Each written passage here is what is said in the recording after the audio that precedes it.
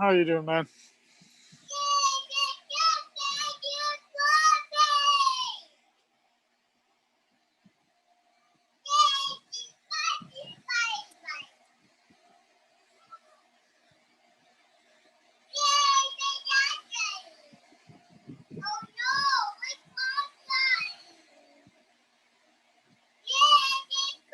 Hey, Jasmine.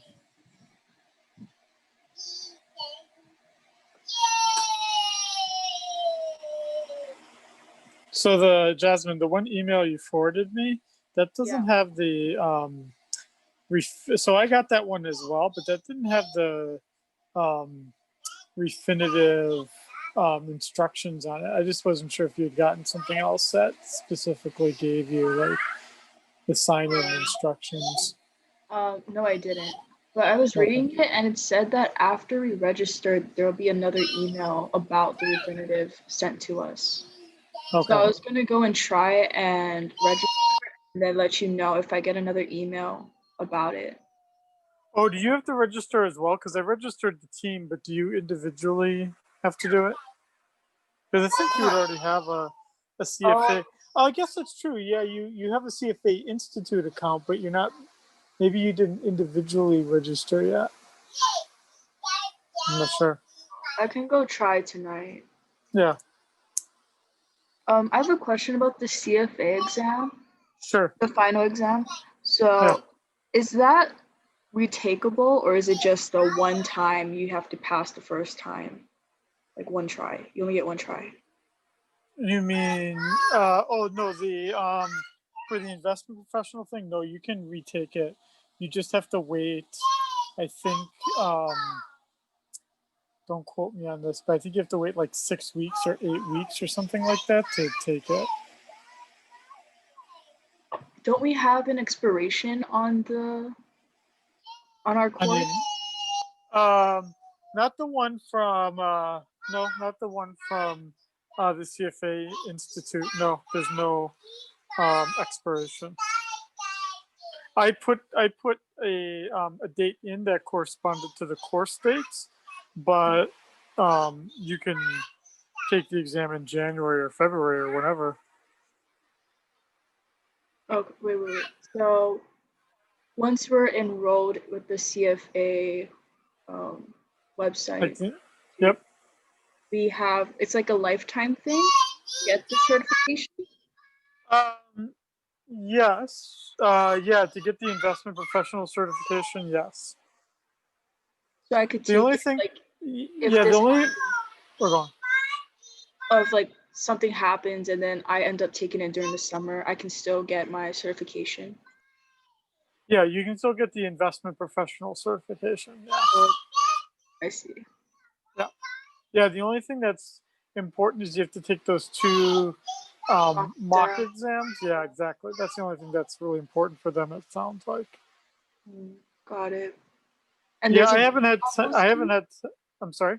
Is there a due date on those two mock exams, or is it the same duration as the final?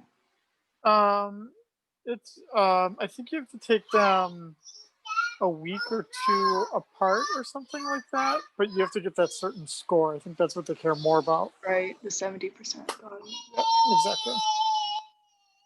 All right. Whereas for Bloomberg, you don't have any of those kinds of restrictions. Yeah, it's a little easier. Yep. Okay, let's see here. We got 1, 2, 3, 4, 5, 6. We're here for 2 or 3 more minutes.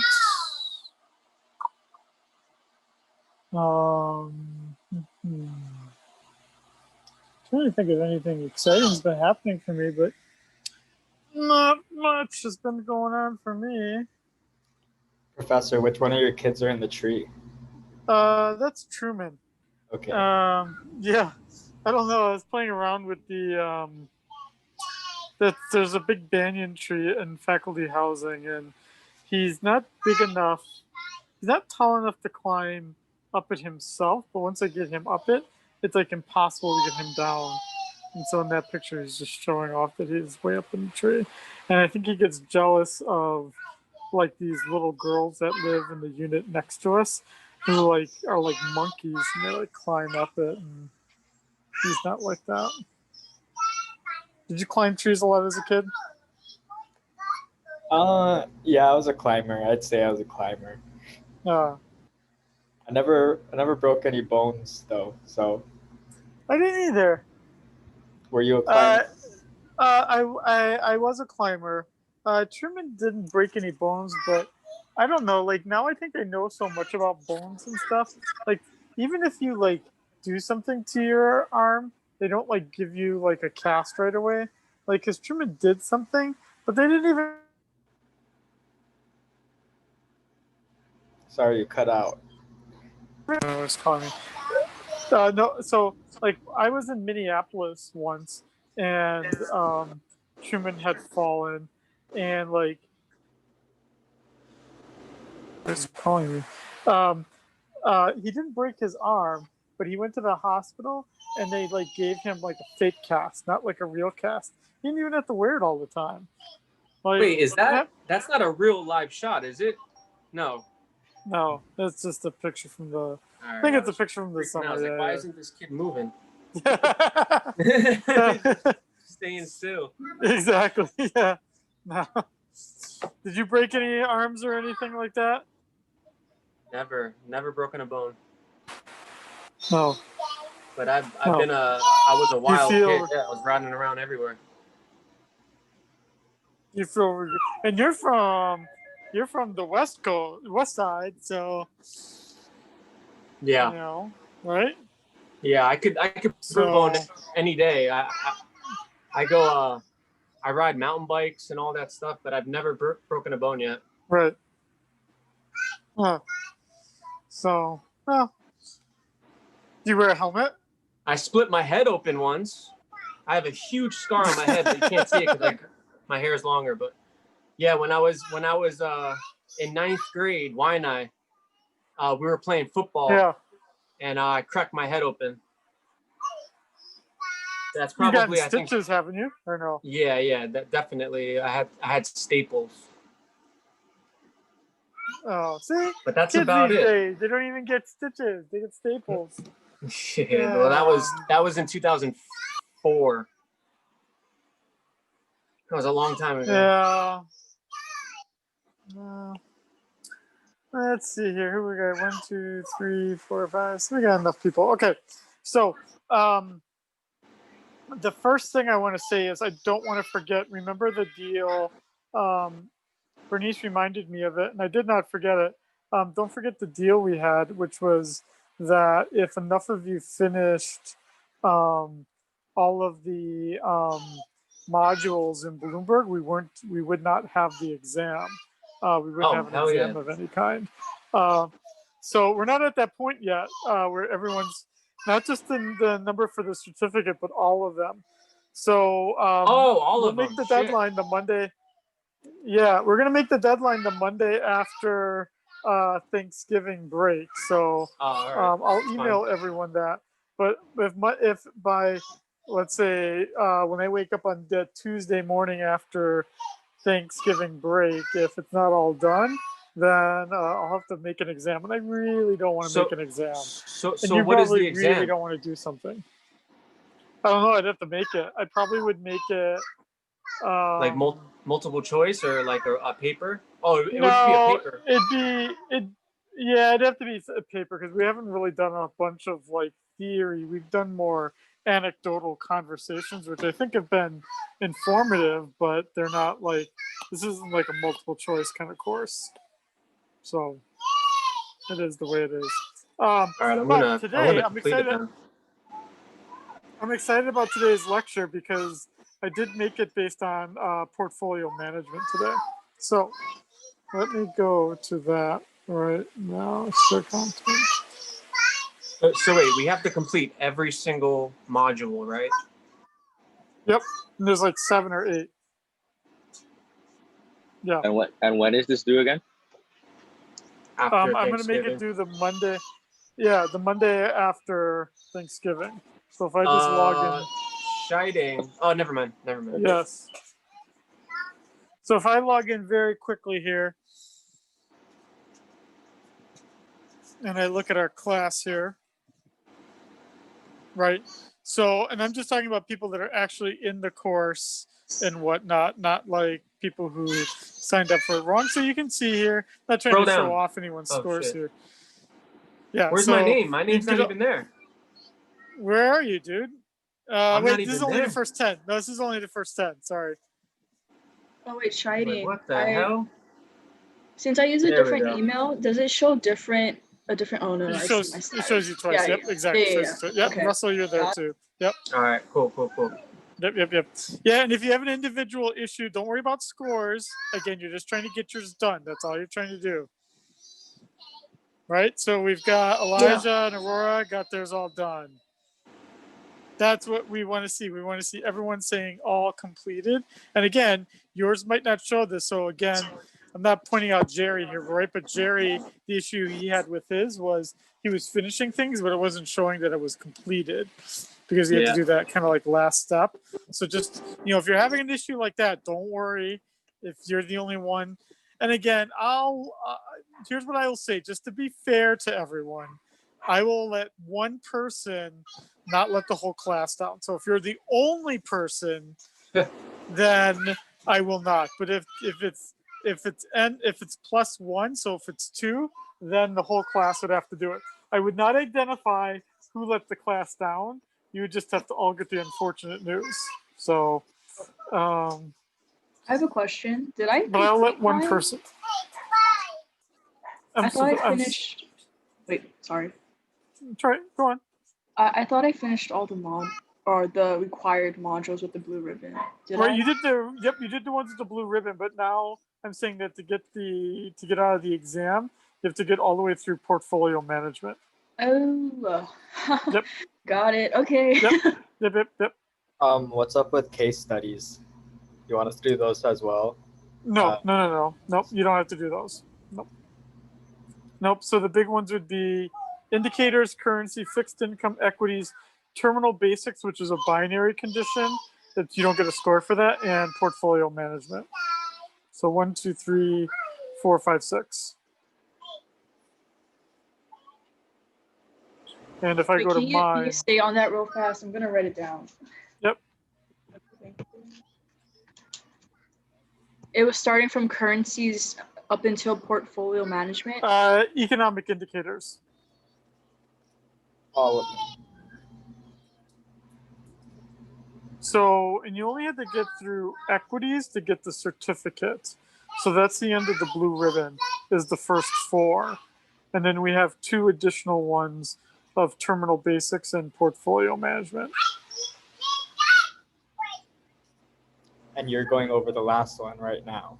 Yeah, I'm going to talk about it, not necessarily as much as what because Bloomberg is going to talk about it from like what the tool can do. I'm going to talk about it from like just a general theoretical perspective of how does one manage a portfolio.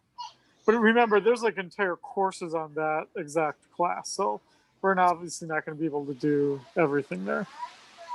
Okay. Terminal basics is really easy. So I will say this, if you've gotten through the first 4 and gotten your certificate, it's actually not much more work to get the other 2 pounded out. Of the first 4, currencies is definitely the hardest, I think. Yeah, I thought so too. I think so too. Yeah, I thought so too. Yep, I agree. So it's due on the 30th of November, which is after Thanksgiving. Yep. Okay. Mm-hmm. Okay. Yep. I finished writing down all of them, so thank you. Okay. So let's see here. Yeah, so I'm showing up here, and also I don't count here because I'm not enrolled in this course. I just started the course. I didn't sign up for it.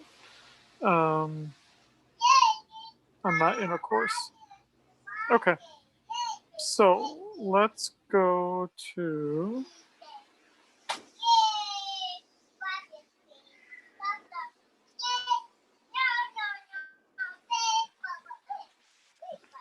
Sorry, my child's in the background.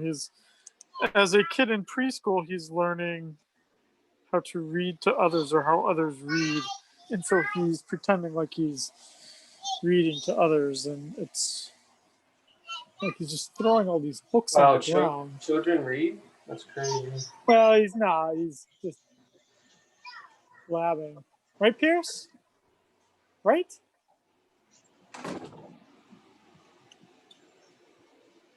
Yeah. So is the third baby on the way or what? It is actually. How did I know that? I don't know. Now, if you've got me for class in spring. Wait, are you serious? You have a third baby on the way? I remember do. you saying that you wanted. No Yeah, I do. way. Yeah, I do. he did hint at it. He did. Yeah, I do. Yeah, no, I keep replicating beyond what is. I keep replicating.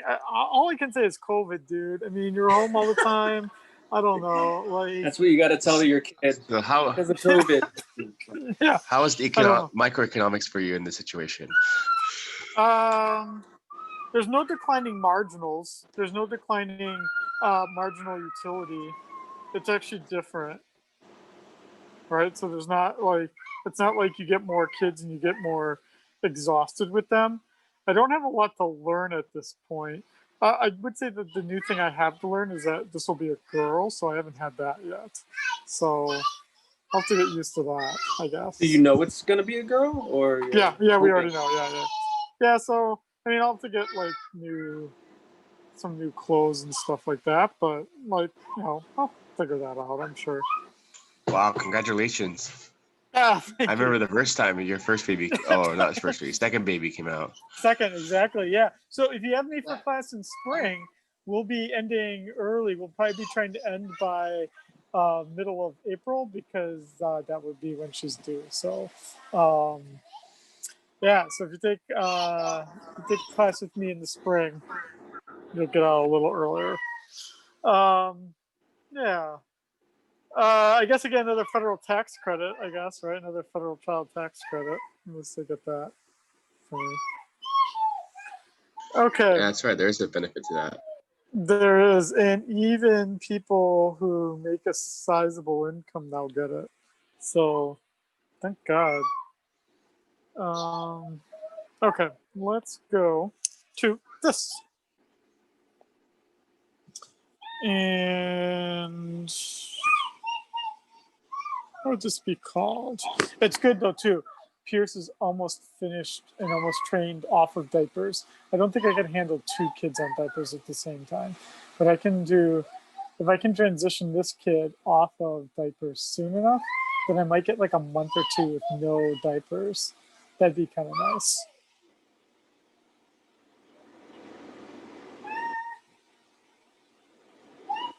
Okay. So can everyone see my blank screen? Yeah. Okay, perfect. Okay, so today we're going to talk about portfolio management, and basically what this does is it takes 2 things here, but let's just start with what it does. Now again, this isn't like formal theory here.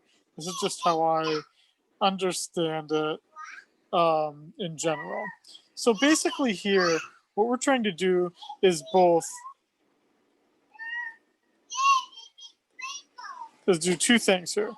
We're trying to both construct and manage a set of investments. And those investments can obviously take a lot of different forms, right? Again, it's not just equities, but it could also be hedge funds. It could be currencies. It could be real estate.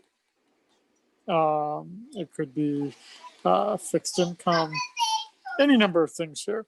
Because what you're trying to do here in constructing it and in managing it would be that you're obviously the thing you're trying to get here is maximized return adjusted for risk. Right, because what we know is that the more risk that one takes on, the higher the rate of return. But obviously, you can't just. You can find investments that return like, 20%, right? But that's a hell of a lot of risk, right? Like RIG, right? If you bought RIG when Russell told us to buy it at 80 cents, right? You could have actually made actually pretty 40%. close to 25%, right? 25%, right? Wasn't that what it was? It's up about 40 now. So exactly. but there was always the risk out there that Right. it could go down to zero. You know, when you on a see risk- these get rich quick people, they're like, oh, you can make $10,000 in a day, right? But they Yeah. don't. People don't ask them, well, how much risk do I need to take to make that 10,000? Exactly. And if they say it's risk free, it's bullshit. Oh, exactly. So that's what, when you think about portfolio management, it really is, it's taking into account what is your return goal, and how much risk, and more importantly, what kind of time frame, because that's going to really control the amount of risk you can take on. What time frame are you talking about here in which you can assume that risk, right? Which is why, if we're talking about like in a retirement account, an individual can often take on quite a bit of risk, because usually usually you've got 20, 30, 40 years to do it, to achieve that rate of return. Also, what matters here as well is something that's outside of the construction and management process, which is just in general, how is the economy doing? Right, so that's going to also affect where we are in the business cycle, is going to affect the portfolio construction process. Now, what we generally see is that individuals that construct and manage generally have some favorability or biases, right? So we've always had these individuals that get that they really like real estate. They say that real estate's the only way to go. So it's the only thing they would ever buy, and it's the only thing they would ever trust. I mean, there's certainly those people out there, but I don't think it's certainly the case that you can say it has to be that way. Again, it's just reflecting a bias. Just like my bias, again, fixed income, right? I've already said what my bias is, and me stating that I thought that almost any economic goal can be achieved with a fixed income product just as easily as a equity product. That's my bias, right? And again, when you're thinking of someone that's going to construct a portfolio for you, that would have to be part of this. Now, let's look at this here. And I say this because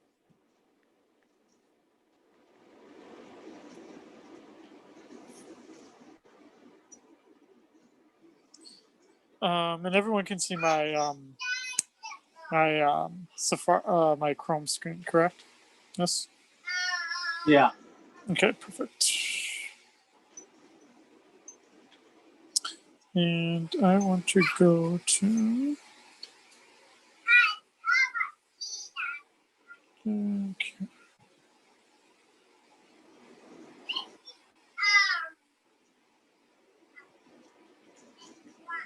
One of these has got the thing I want.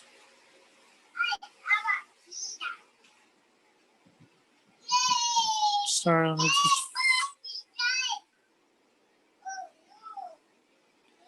find the thing I want. I think it's this.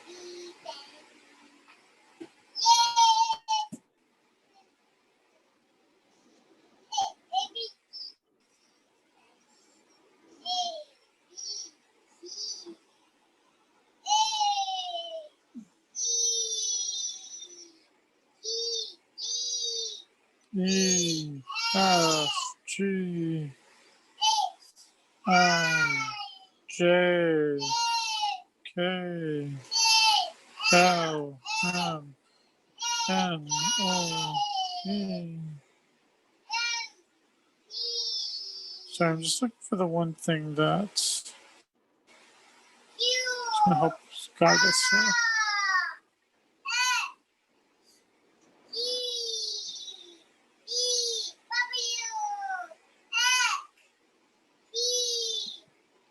Forgot why. Well, my kid's not gonna know why. Sorry, I'm just trying to find this here. I think it's this. Yeah, here it is. Okay, so let's look at the portfolio that exists for the main endowment funds for UH. Now, keep in mind, that, actually, let's send this to,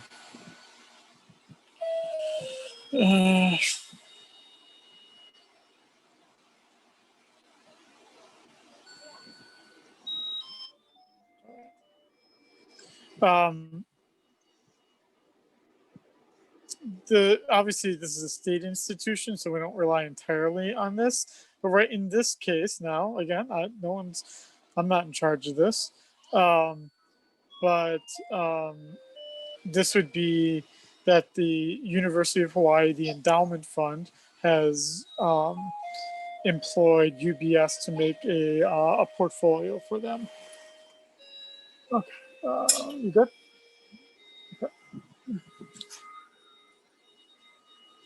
Okay, I'm gonna walk upstairs here. To the hall.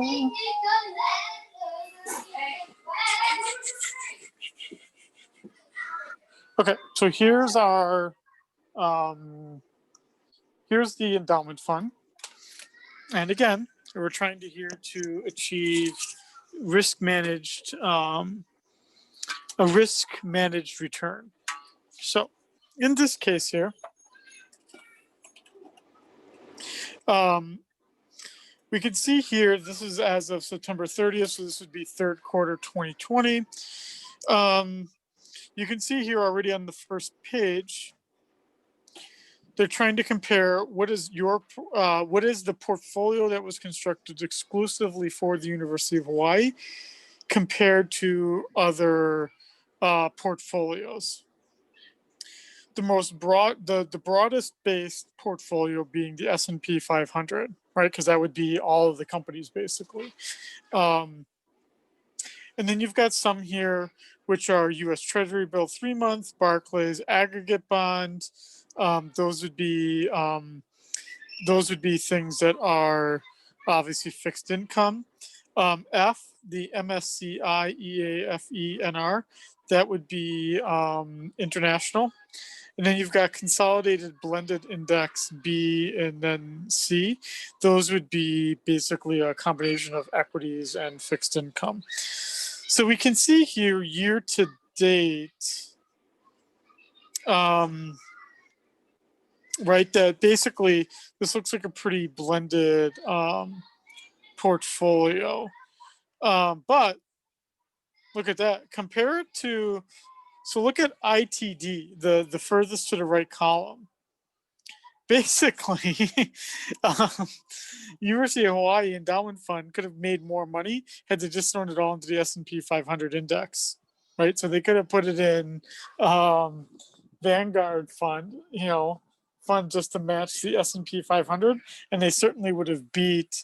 They would have gotten the highest return, basically. Now, again, that's dependent on what is it on a risk adjusted basis, and that's where then we start to look at this more importantly on the basis of fees. And so look at that, right? So basically, if you're reviewing this year, you would have to say to yourself, okay, after fees, I'm getting about a 7% rate of return. I could have gotten about the same amount from either of the blended indices, and I just could have gotten more if I'd been in the S&P 500, which might cause some level of concern because you basically paid a lot of money to get a basically consolidated blended index rate of return. So the fees, they do add up. So this would be how much the portfolio consists of here.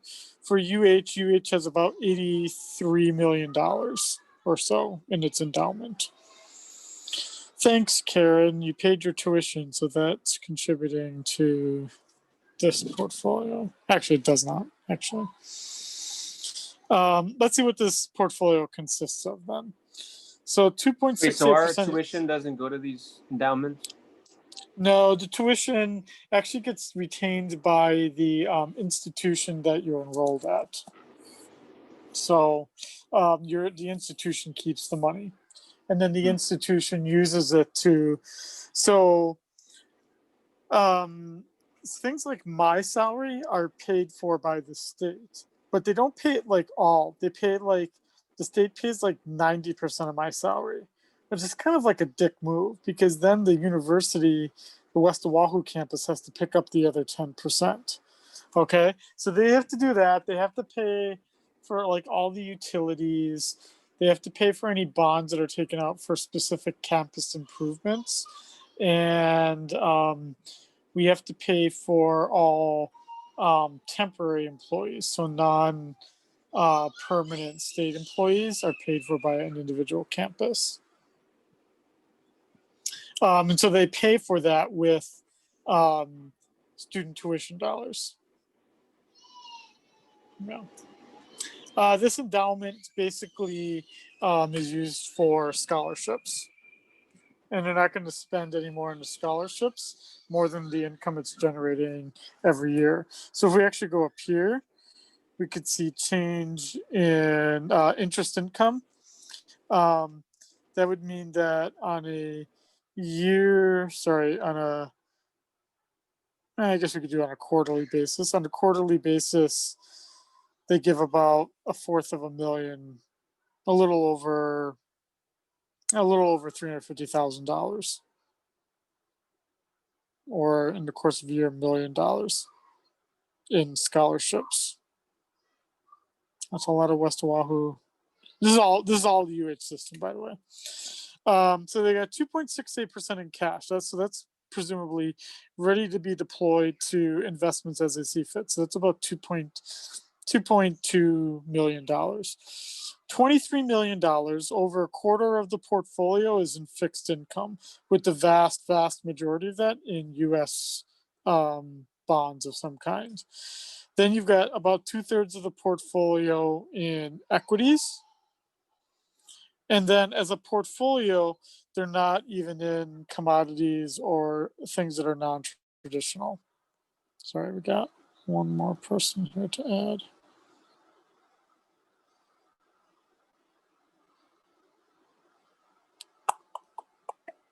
I think we should be out good. Oh, I guess so. Okay. So, go back to this. Okay, so there must be rules with the University of Hawaii Endowment Fund. There must have been rules that are put in place that don't allow them to trade in commodities or real estate or other kinds of things. And so then the cool part about this, for me as a person that thinks about portfolios to some extent, is I can then look at what are they putting their money into. So the interesting way is that they constructed their portfolio by having sub-accounts that have different objectives, which they then presumably spend down upon. So look at it this way, right? So they have U.S.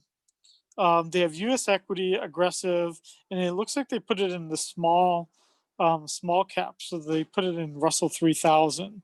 Then they have another where they put it in Barclays aggregate bonds. So kind of both safe to kind of riskier bonds. Then they've got international growth. That'd be both income and appreciation. So that'd mean both bonds and equities.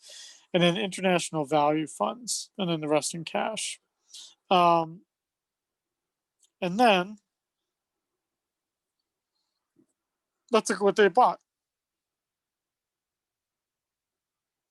So looks like they have 325,000 shares of AbbVie. Ooh, 325,000 shares of Altria. That's cigarettes. 250,000 shares of Amazon. 225,000 shares of American Express.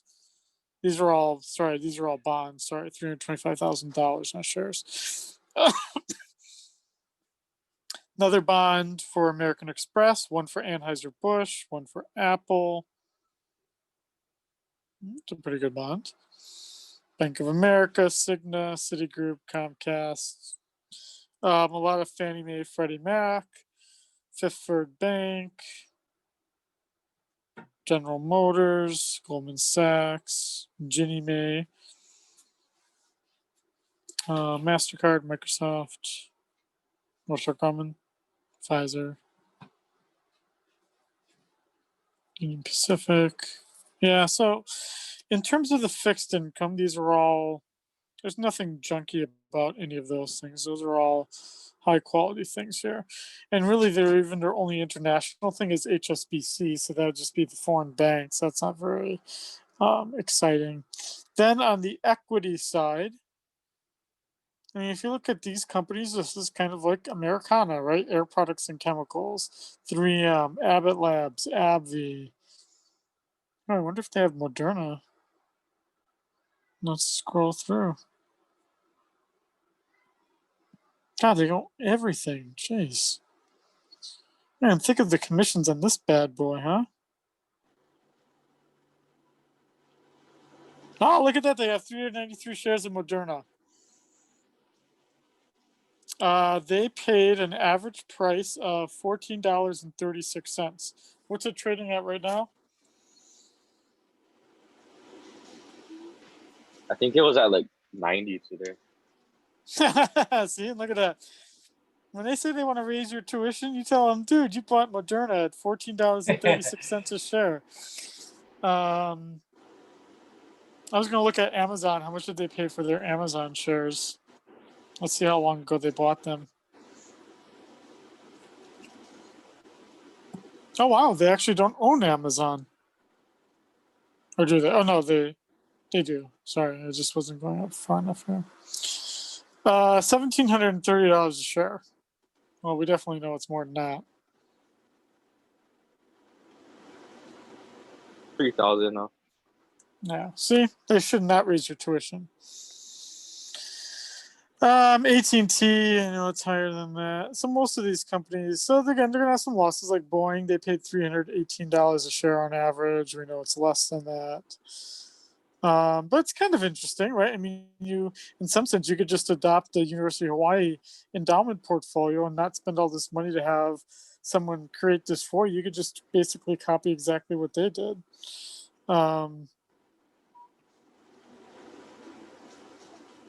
And so it looks like a pretty well distributed. Ooh, we got some big losses there. What's that?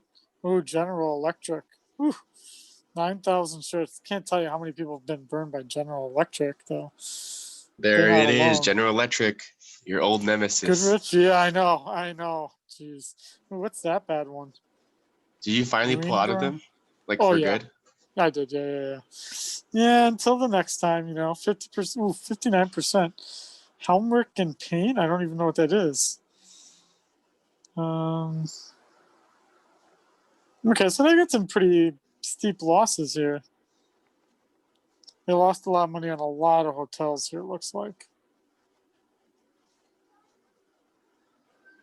Ooh, 142% return on Immunomedics. Oh, so yeah, I guess we could look at the Moderna. No, this is kind of like fun. This is kind of like spying on what others. Look at that, 392% on Moderna.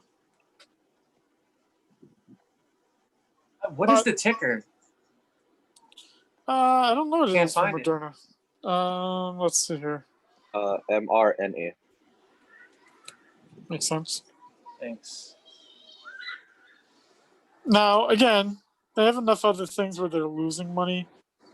So we shouldn't just think that they're just printing cash here. And plus, too, this endowment really relies on income being generated. And some things like Moderna, for instance, don't even generate income because there's no dividend or anything like that. So any income's only going to be generated once they sell it. But I mean, this is kind of a cool thing for you to be able to do here is that, at some point you could start to look at other people's portfolios and think of it as a way of how do I construct my own? What are some companies that I might want to put into a portfolio that I create, right? That's better than just having one stock. Because you can see here, they've obviously got some real winners and they got some real duds, but it averaged out. And they basically were able to in their case, I suspect what happens is that they can't own equities of like cigarettes or alcohol. They can own the bonds, but not the stocks. So then they have to construct a portfolio that is adjusted for not being able to invest in certain kinds of things. Ooh, Royal Caribbean Cruise down 20%.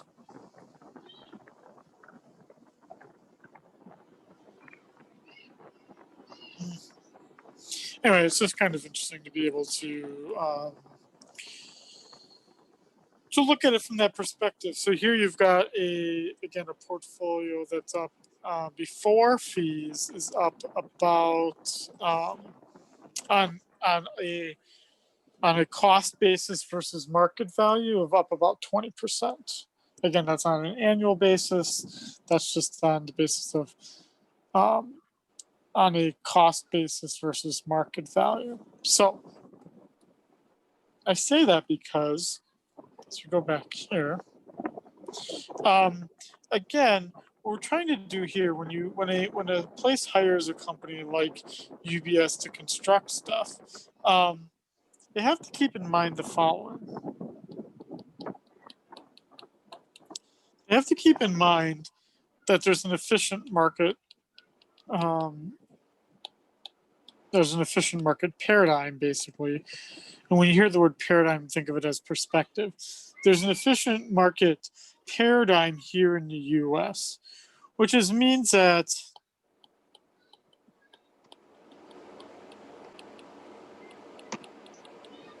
most securities are priced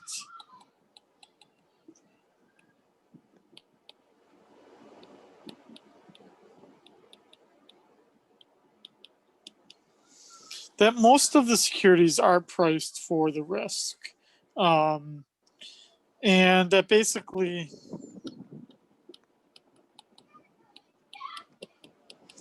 it's really difficult to find a true gem, like to find like a breakout investment that just pays off the best. And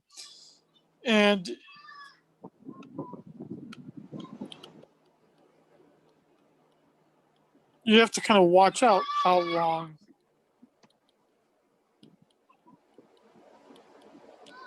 you look for great investments, right? The reason why The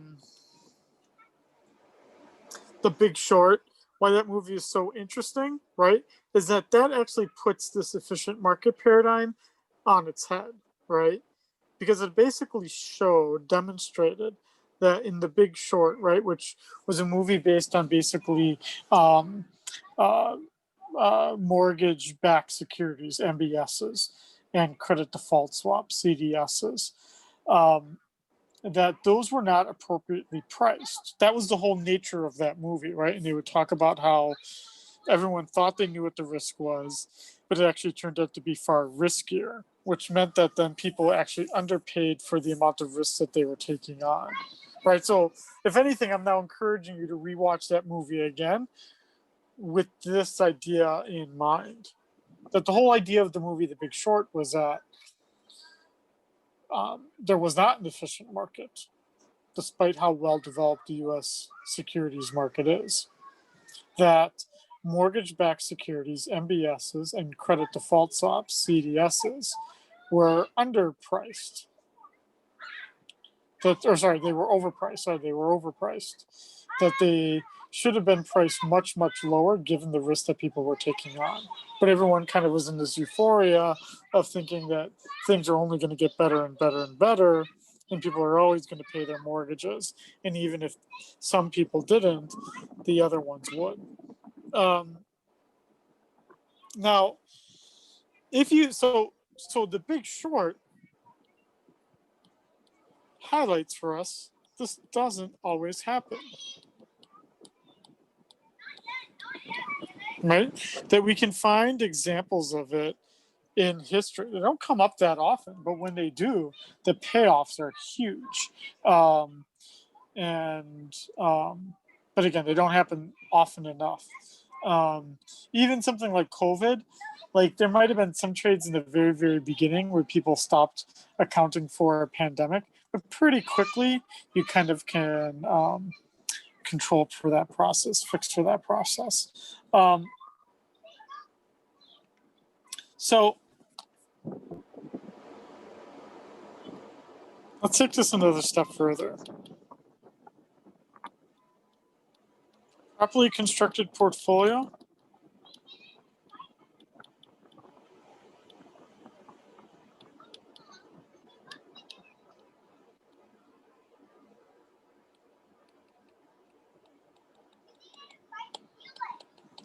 Is it helps us achieve then the expected return with the least risk.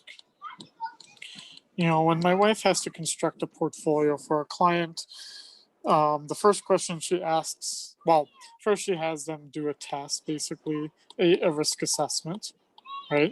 So she finds out what their investment time frame is, how comfortable they are with fluctuations, and then she asks them what rate of return.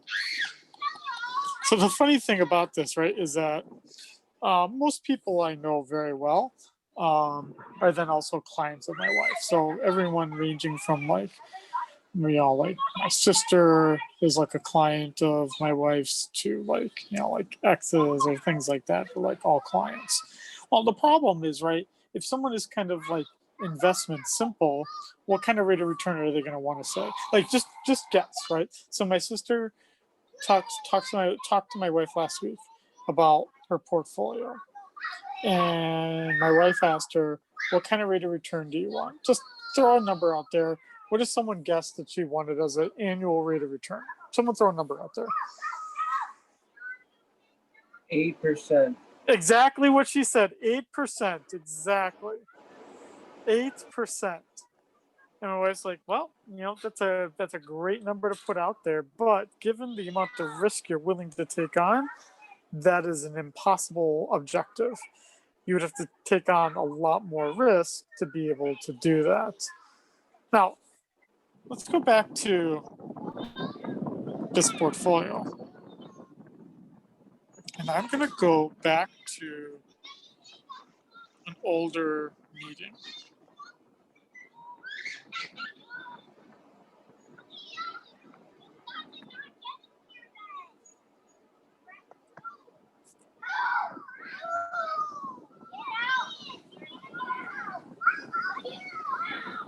All those kids outside are not mine.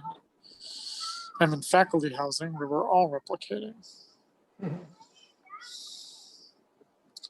guess there's just not a lot to do out here, I guess, right? Maybe that's the problem. Maybe that's why they put us in faculty housing, right? Maybe the whole point of faculty housing is, okay. So I pulled up this one because this is the same portfolio, but this is as of Q1. So look at that. On a risk-adjusted basis now, look at that. On a risk-adjusted basis, for the quarter, which was pretty bad, UH Endowment, letter A, did actually better than the S&P 500. That's surprising because portfolio A, which is the University of Hawaii Endowment, has a bunch of B and C in it, as well as E, that kind of compensates for F and G going down so much. But you still see the same consistent result. Look all the way to the right. Since 2014, which is when it looks like UH hired UBS to manage their portfolio, UH has done worse than the S&P 500. Meaning, again, UH could have made more money just throwing their money in the Vanguard 500 total return fund. Which is kind of depressing because you can buy that so cheaply and they could have at least gotten letter G. If we look at the things that were hit the most,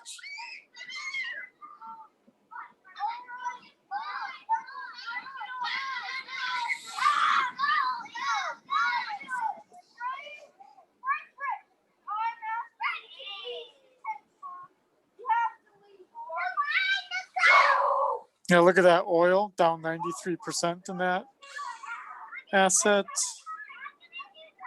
Alliance Data Systems.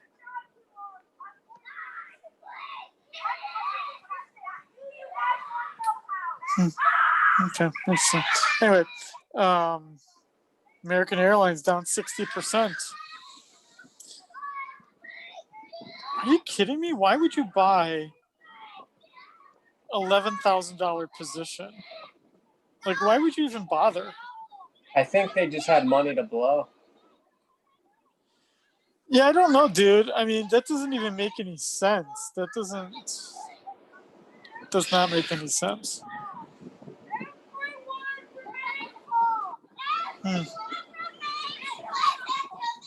Okay.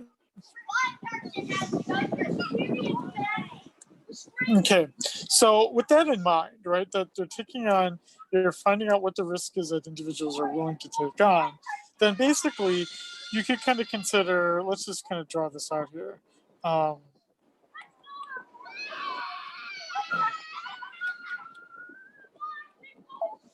Let's just say, like, what's my portfolio over time? Let's say it didn't. Sorry about all the kids yelling. They're climbing a tree, actually. Cody style. I can see the tree moving back and forth. One kid stepping on the other kid's head, which is probably why the other kid's crying. The other kid's laughing at the other kid crying. Ooh. Oh, kids. So interesting. None of those kids are mine. Okay. So if you did nothing at all, what I'm saying is, let's just say you had a $10,000 in cash at time equals 0. Okay? Now let's just say you left it in cash. And let's say there's no inflation or anything. Let's just say you left it in there. Then I think, right, we could all agree this is what I'd get, right?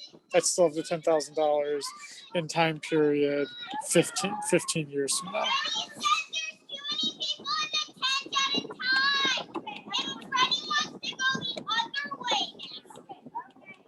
So then I could have, let's say, a fixed income heavy portfolio. Let's say T-bills,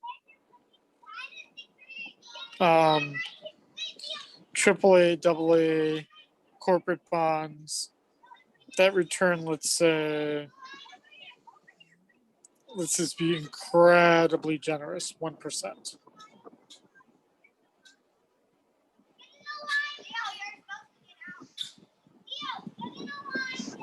Right. And so I'm just gonna make up a number here, right? But it basically the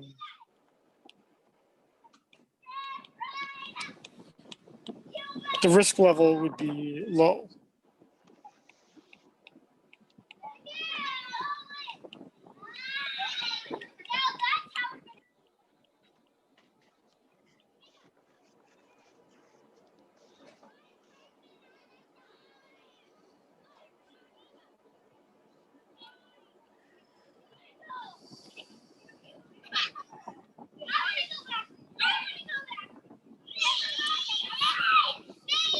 As opposed to So the something risk like is this. lowered, right? Yeah, so now what about something like this? So this would be something like a... That's stocks, right? Yeah, Equity. exactly. Yep, equities. So here, let's just say it's US equities. Just keep it nice and easy here.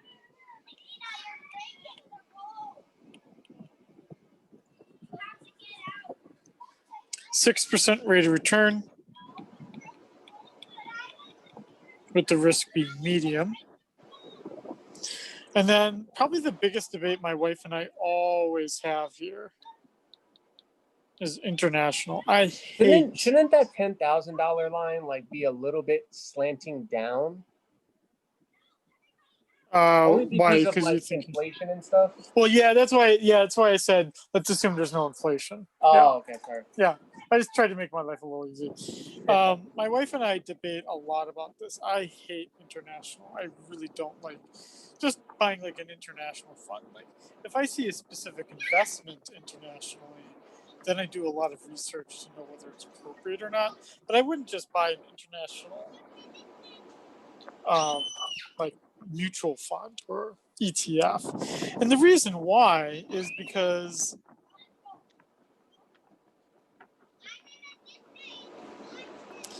I think it's actually more, I'm just going to make this really volatile here.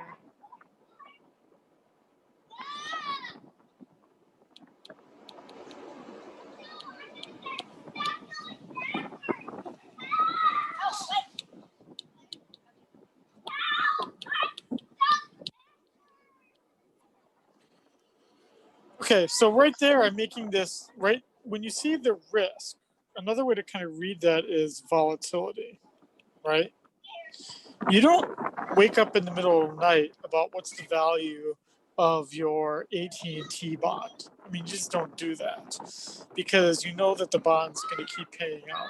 Neither do you like get up in the middle of the night and worry about treasury bills or, you know, government of Austria sovereign debt or anything like that. But you do stay awake at night. Again, if we go back to that Zambian bond, right? You do get up in the middle of the night about that Zambian bond. I haven't even tracked it here, but I'm actually curious enough here to see. So you are international then? Only if it's a specific,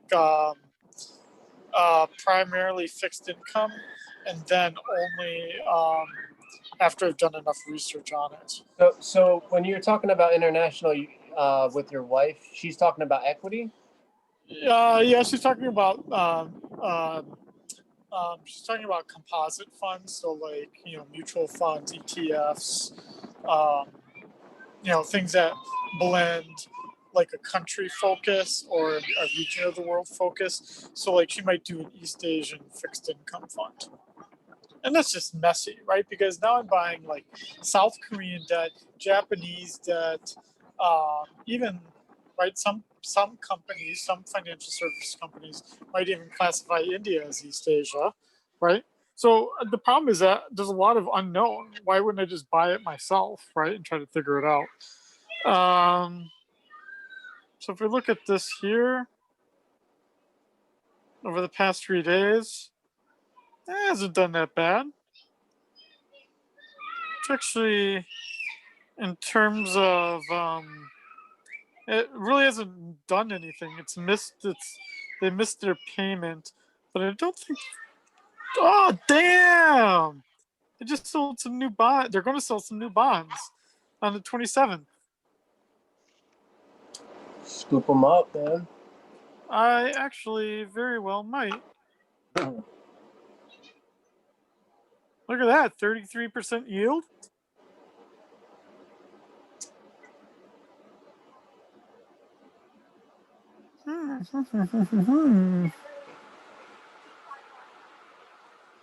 I don't know.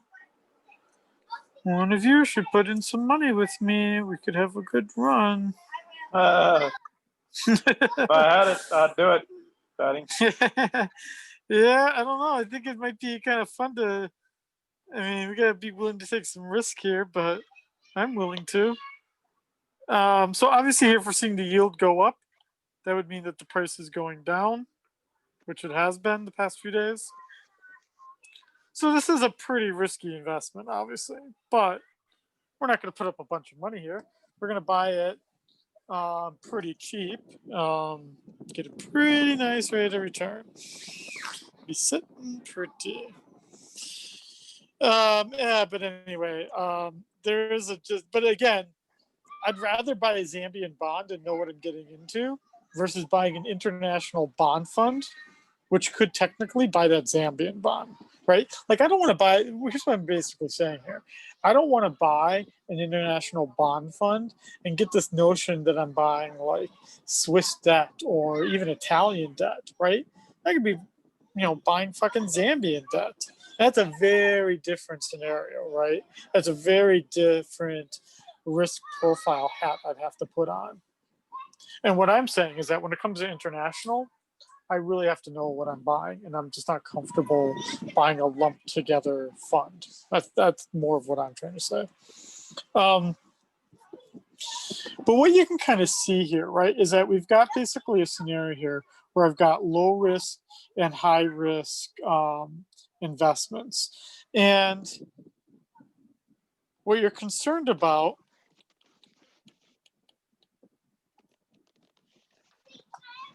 is both the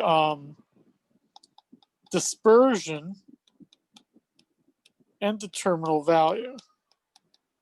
So meaning how much volatility is there?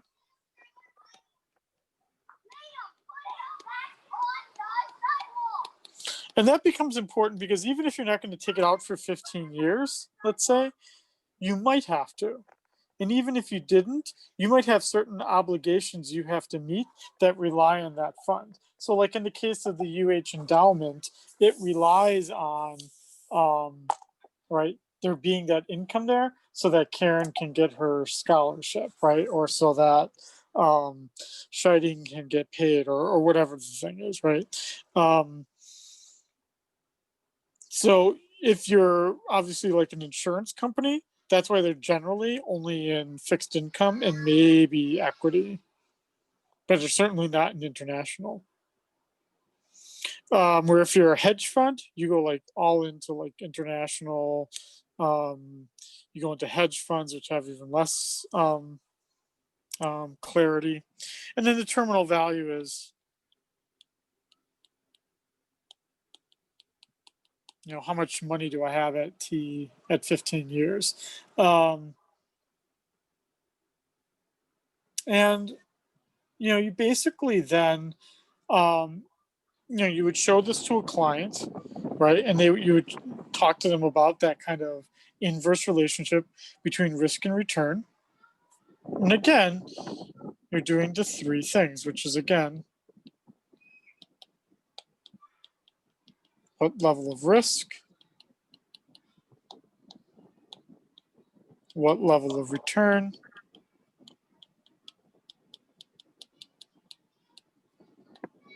and three, any restrictions.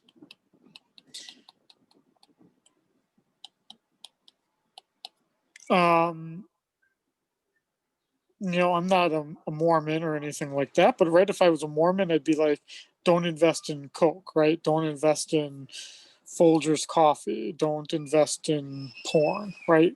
I'd say like certain things that I, as a Mormon, am opposed to, right? Or if I'm like UH, that's why when we see that they have exposure to Anheuser-Busch as a bond, but they probably aren't allowed to have it as an equity. So this would all be all the things that when UH first met with UBS, they had to all take into account to start to construct that return. Then,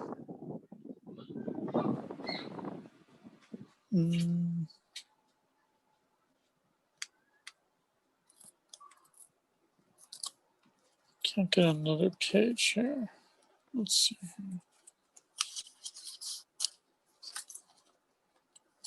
Blank page. Okay. Then you have to manage this portfolio.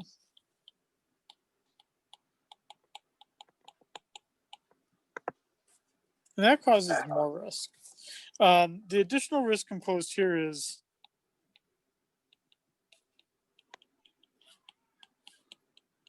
what level of losses,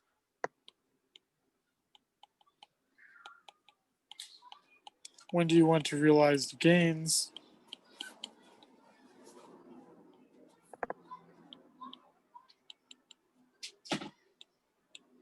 and how do you even protect your portfolio, right? Do I engage in some hedging of some kind to protect the value of any of the things I have going on here? So that really is what it all comes down to, right? So this is kind of your first step. Then it comes down to, sorry, I forgot a step here, where you would put things in the portfolio. And then in the third step, managing this portfolio. And that's really all it takes here, right? But it's a constant process because as you can see here, it doesn't just involve bringing clients in, because that'd be where you do step 1 and step 2.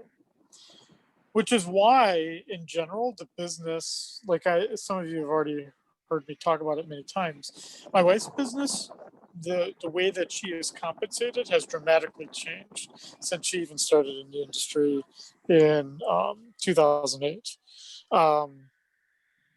When she entered, it was all commission, meaning that some months were fantastic and some were utterly horrible, where she didn't even get the minimum wage, right? And because it just depended on what was your, what was your, what do they call it? What was your pipeline of business, right? That's coming in, right? And if you have all these clients that do their business in 1 month, then you could be left the next month with like nothing, right? And a month is only, right? In this case, right, it's 20 selling days. So you've only got 20 selling days to generate the commissions that you need to meet, to pay your expenses and to pay yourself. So, for her, she'd spent a lot of time managing her pipeline to try to smooth her income, right? But what it does is it forced her to focus almost all of her attention on the first 2 steps, right? Getting clients in there, buying a whole bunch of stuff. Less on actively managing it, except for once a year where you have clients come in and you do that kind of thing. But the way that the industry has kind of responded to this challenge is by going to the AUM model, right? Going into the assets under management. Where now, there's not really any, clients aren't paying commissions. They can do whatever they want. It's all covered under a constant asset under management fee, which is what UBS is most likely doing with University of Hawaii. And generally speaking, it's about 1%. 1% of assets under management being paid out as an annual expense. Let's see if they say what it is here. Let's just see.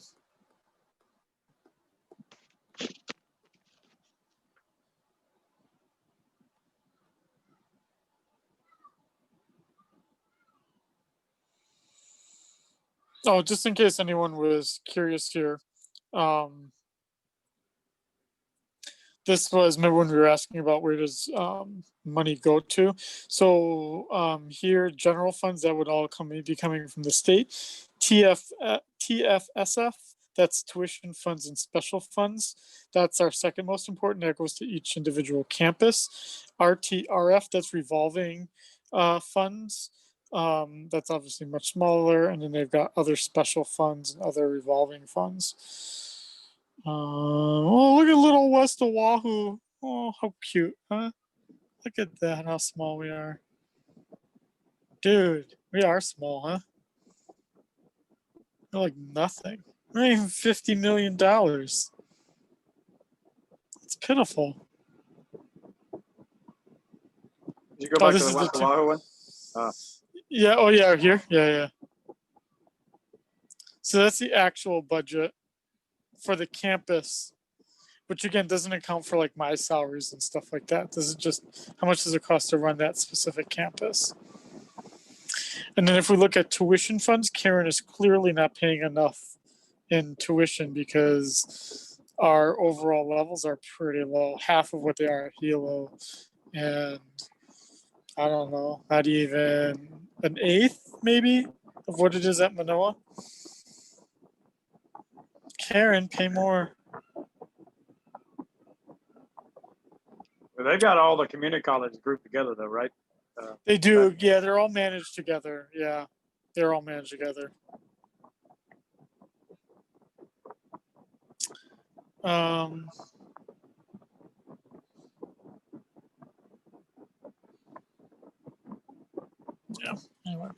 I was trying to see here. The reason what I was trying to do here is I was actually trying to look at how much they pay for their portfolio.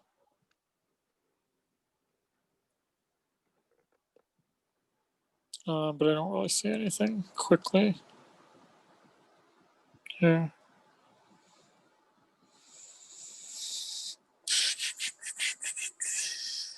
It's all right. Don't worry about it. I'm not going to worry about it. Let's go back here. So really in that shift to assets under management, you then don't have to push commissions as opposed to something like Robinhood, right? Which makes its money not under AUM model, but under commissions, which is why they make frequent trading like a feature of the app, right? Because they want you to be trading a lot. That's the whole point. Now, here's what I want you to think about here before we go on break here are two things. Two things that really are the most fundamental things. And when I state them, you're going to think, of course, why are you even writing this writing? But so very often, people forget this on some level when constructing a portfolio or even assessing their own portfolio. First,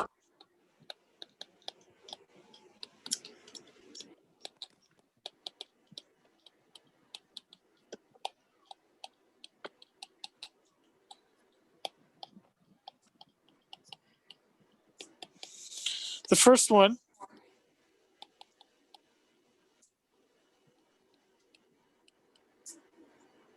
right, is that $1 today is worth more than $1 tomorrow. But just because of both its use, but also, as Russell kind of identified, right, even just inflation, even on a daily level, is going to compound and become something important. It's more important to have dollars today than $1 tomorrow. Second.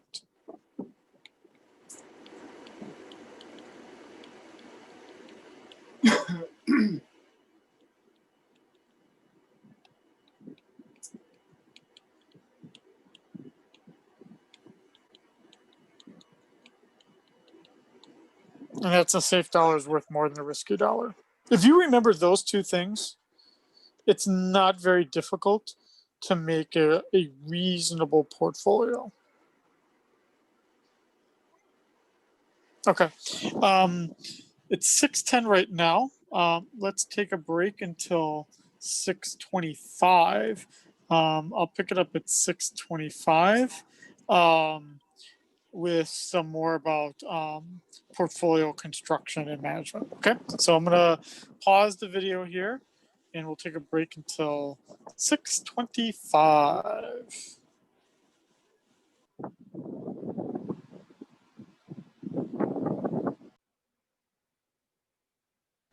Okay. Let's see here. I wrote myself some notes here.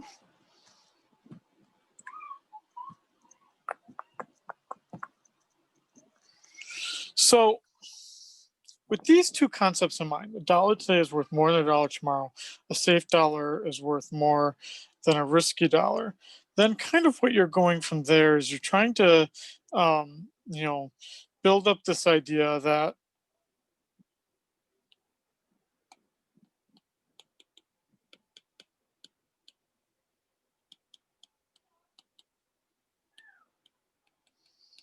what we're trying to do here is more than just return maximization.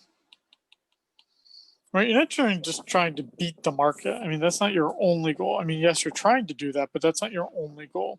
You're trying to do it accounting for risk, right? To the extent that you're not like Russell and you're risk loving, right? We're assuming that individuals derive more risk. As individuals take on more risk, they get more disutility or unhappiness. That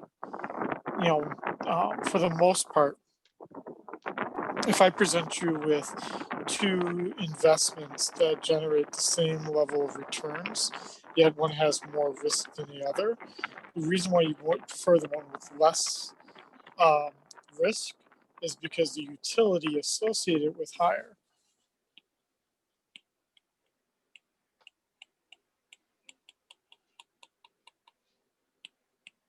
So the question then becomes how much utility is associated with it. And again, we know of people who love risk, but that would be something to consider, along with your investment portfolio.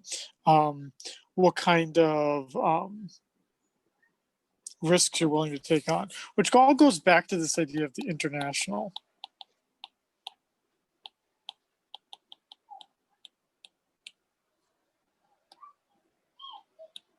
My essential argument here, right, when I just look at this as a specific kind of investment, is that emerging markets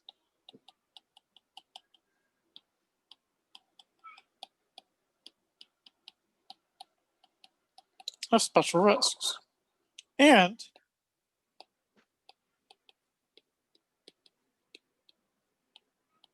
what's important for me is that they're not even efficient. Right? Let's go back to the very first thing we started out with here, right? Efficient market paradigm. Securities are priced appropriately for the risk. It's possible to find exceptions to this, but that's when you can make a big movie like The Big Short, right? When you find an exception to the efficient market paradigm. What I'm saying, and what others have said, is that in international markets, the exception here is more the norm. That more often than not, you will have things that are not priced appropriately for the risk that you're taking on. Which means then that either you're going to pay a fund a lot of money to try to assess what that risk is so that it can price things the correct way, or you be cheap about it and you don't pay for that information, and then you end up taking on more risk than what you thought you were taking on. In either case, I'm not willing to do it. But that's why, right? What did I say? I said that for me personally, I'm willing to buy specific things. Why? Because then I will do the due diligence and determine whether it's appropriately priced. Right? Like that Zambian bond is one example, right? If I were seriously going to consider doing it, right, I'd actually look at the original loan documents, right? I try to determine what order, if any, I would get paid back in. What are the other maturities that we have coming due? Is it possible this is going to get refinanced? Who else owns this? Right? A whole number of things. And then see, okay, is this appropriately priced or not? Are there other bonds that are priced similarly, cheaper, or more expensively? When you try to do this, something that's helpful to do here is to employ a screener.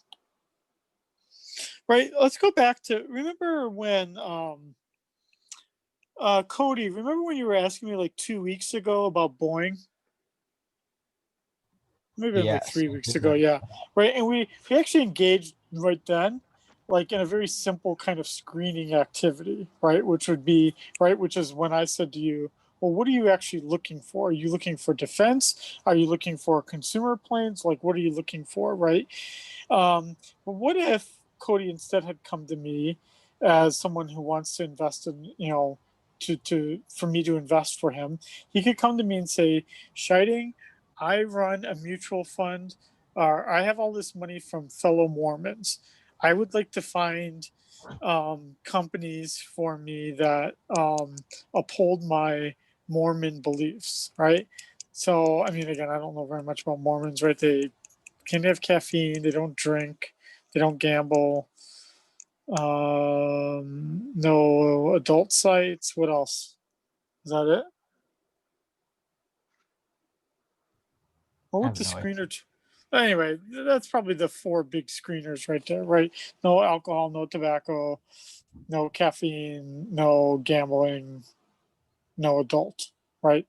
So if you do all that, right, what I can do in Bloomberg has a screener tool. I don't know if they have it on the iPad app, but I know they have it in the regular terminal.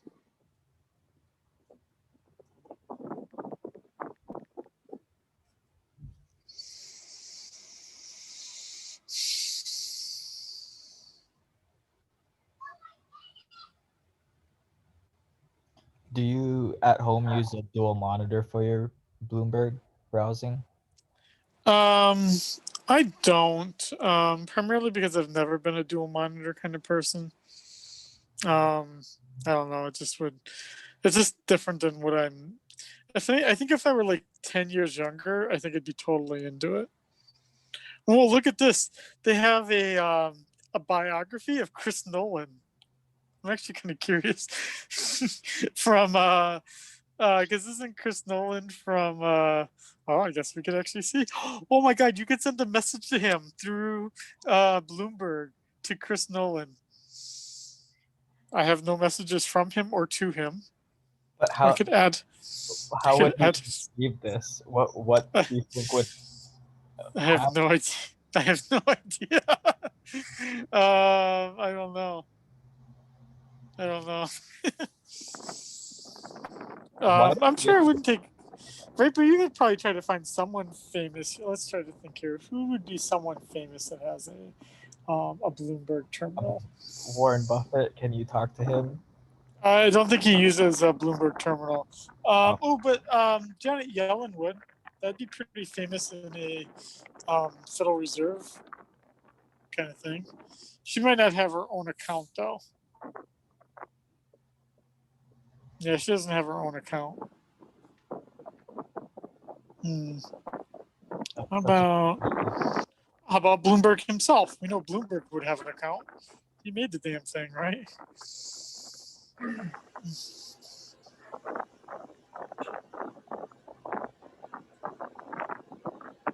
Right. So now what you see here actually is you'll see the red dot by his name. That means he's offline right now. Okay. But look at this. I could add him as a contact. Bloomy. So now whenever I want to send him a message, old Bloomberg a message, I totally can.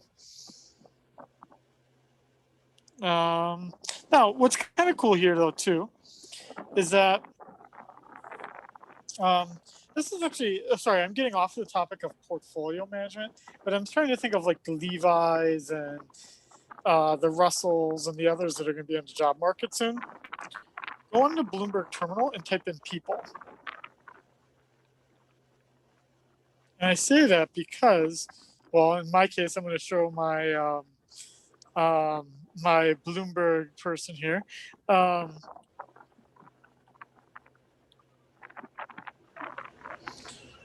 actually, I could look at the directory. And what you can do is actually search the directory of all people that have Bloomberg terminals. And you could then refine that search more by who on the islands uses a Bloomberg terminal, right? Because then if you go through all these modules and you're like, what kind of job can I get with having done all these modules? Well, those people that have Bloomberg accounts are totally the people. So let's just think of one here.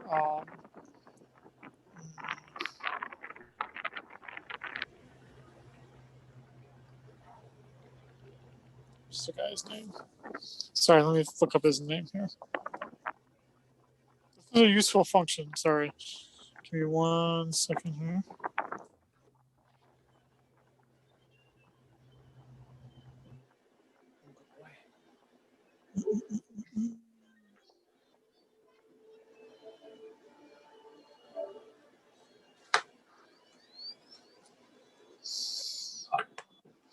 So the person who runs the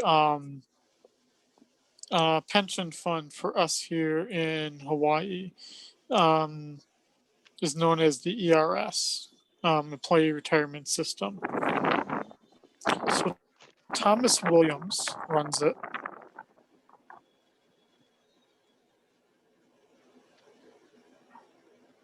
Fortunately, it's a very common name, so I'm not sure if he's going to show up the way I want him to show up.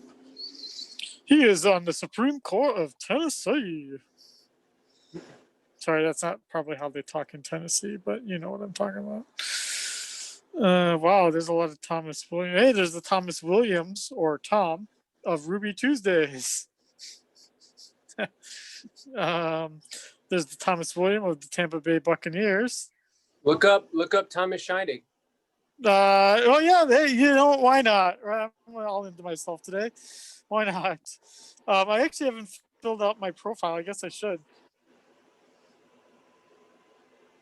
It's all in German. I guess I'm not famous enough to real estate transactions. I wonder if there's another Thomas Scheiding who's bought something in. Oh, I don't know anyone in Florida, but maybe I should get to know someone in Florida because it looks like I bought something of some kind. Sorry, let me find.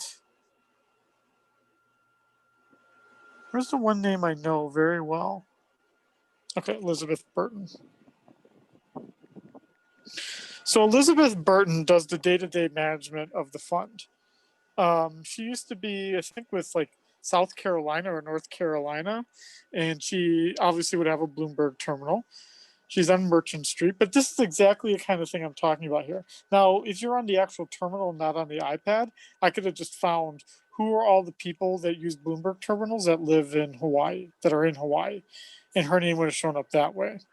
But here, right, I can now go in, add her as a contact, and there I go. Now, again, she's going to get, you're going to, instead of just sending her an email that's probably going to get ignored, I could send her a direct Bloomberg message, right? So I could do send message, and I'm not going to do it here, right? But I could send her a message, and she's damn well going to see that. So while we've got these Bloomberg terminals and you're looking for a job, you know, and you want to get that little bit of an edge of how do you get an employer's attention, especially if you're thinking of like careers at some of the banks, like this is totally the way to do it. So that would be something like, I don't know if he's, remember Cody and Levi, remember Paul Yamashita? I do I remember. guess he doesn't use it. Yeah, he doesn't use it, I guess. I remember Paul. Yeah, Paul was a nice guy, wasn't he? Yeah, he was very nice. That's what I told Jazz. That's what I was trying to tell the team. So today for CFA team, we met for our first meeting today. Don't you guys wish we had met this early? It would Wouldn't have it been smarter. Yeah, so that's what we did today. We did do that today. Let's see here.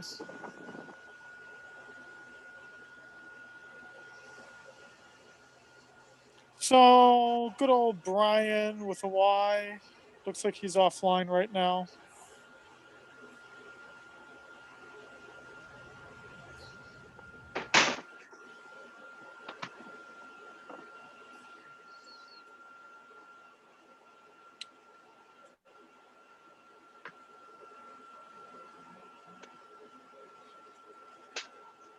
But see here, we got portfolio managers here. Let's just take Katakura. Katakura's not on there. Anyway, if any of you are on the job market and you actually want to deploy this strategy, why don't you send me an email? Thinking about like you, Russell, or you, Levi, or you, Cody, some of the others that are getting closer to graduation. There's probably a way we can figure out a way to use this Bloomberg terminal to get like an employer's attention. So send me an email if you actually want to do that. Otherwise, I won't keep laboring on about it. Okay. Screener. So in the screener, basically then we're saying,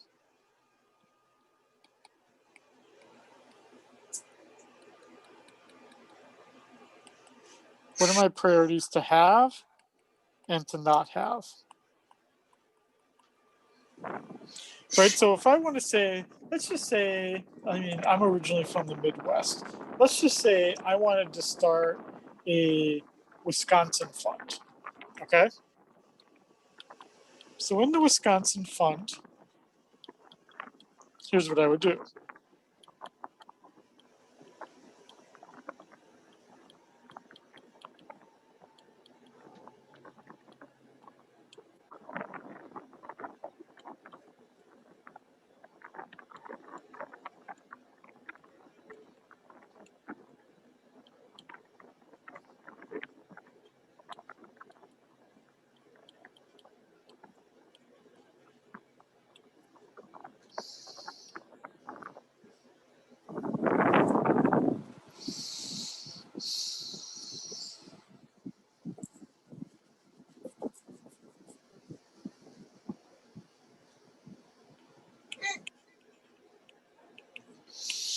So here's what I would do, right? So if you came to me and you said, so when I say you came to me as a person that, like, let's say you run Bank of Hawaii, and you came to me and said, hey, Scheiding, Mr. Portfolio Manager or Portfolio Employee, I think that our clients would like to have a fund that they can invest in to show their love of Wisconsin.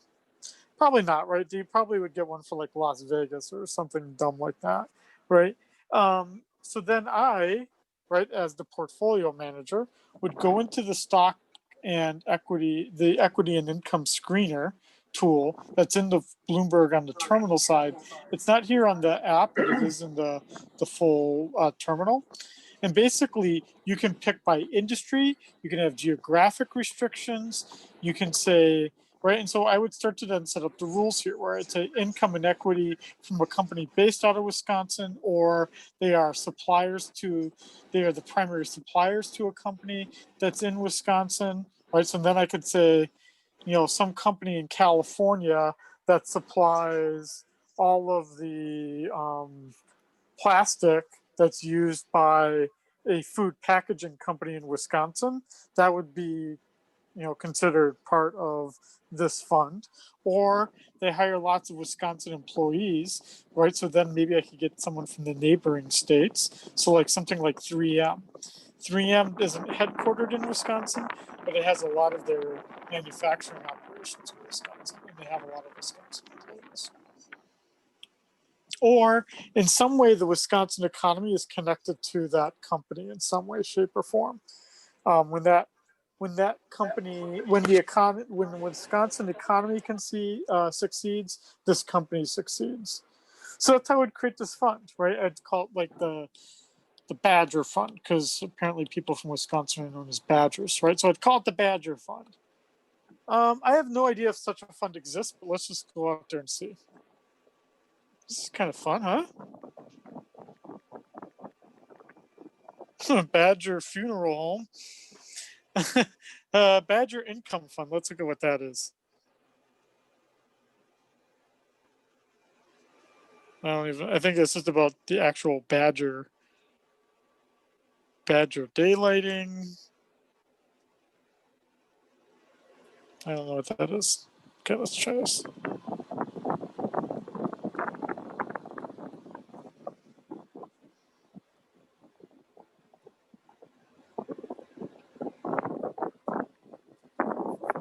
Ooh, there's a Wisconsin fundraiser for the Princess Bride.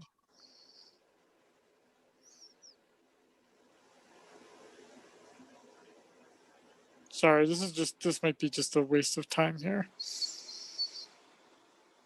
But there could be something to this. Okay, maybe not to Wisconsin. Let's try to see. How about this?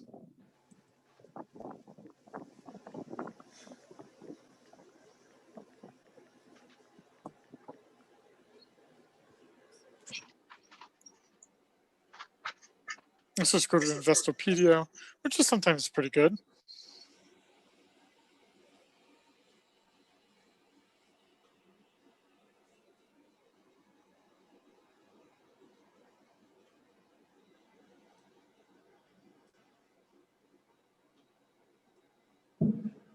Okay, so look at this. So if I wanted to invest in Africa, right? So these would be screener companies, right? So this is the name, right? Market Vectors, SPDR, Spider, iShares, Market Vectors, Global X, Cloud Atlas.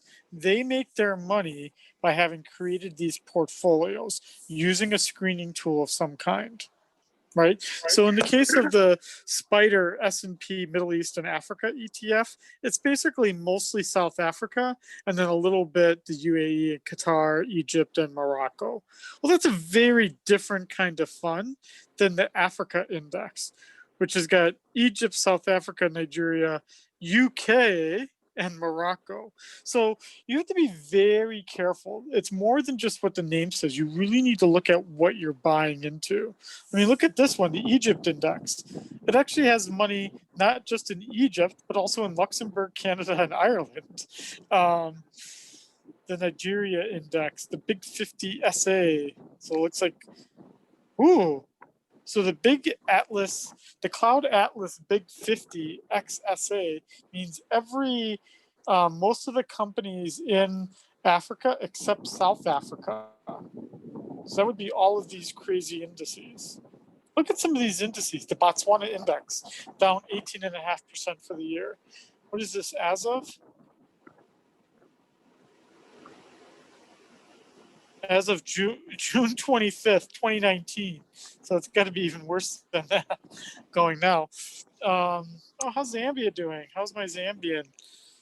We don't have anything. We have the Zimbabwe index up 58%. But largely that's going to control for inflation. Most of these have just terrible inflation.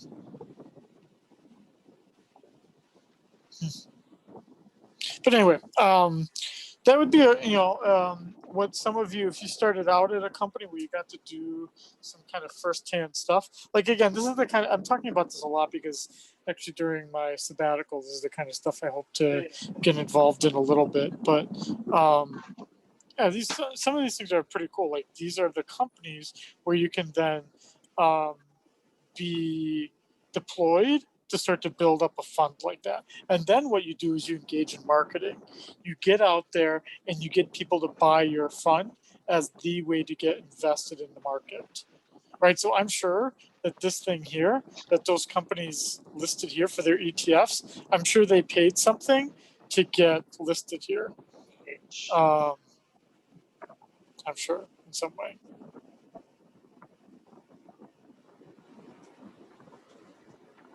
What are typical requests for like clients requesting portfolios? I'm sorry? Is there like a average parameter request that clients give to portfolio managers? Because I'm sure. Yeah. So I mean, so if you get let's just say you have under $1 million in liquid assets or assets that are investable, you're not going to get anything that unique, right? You're just going to get kind of a off-the-shelf kind of portfolio because quite honestly, your needs are going to be not that complicated.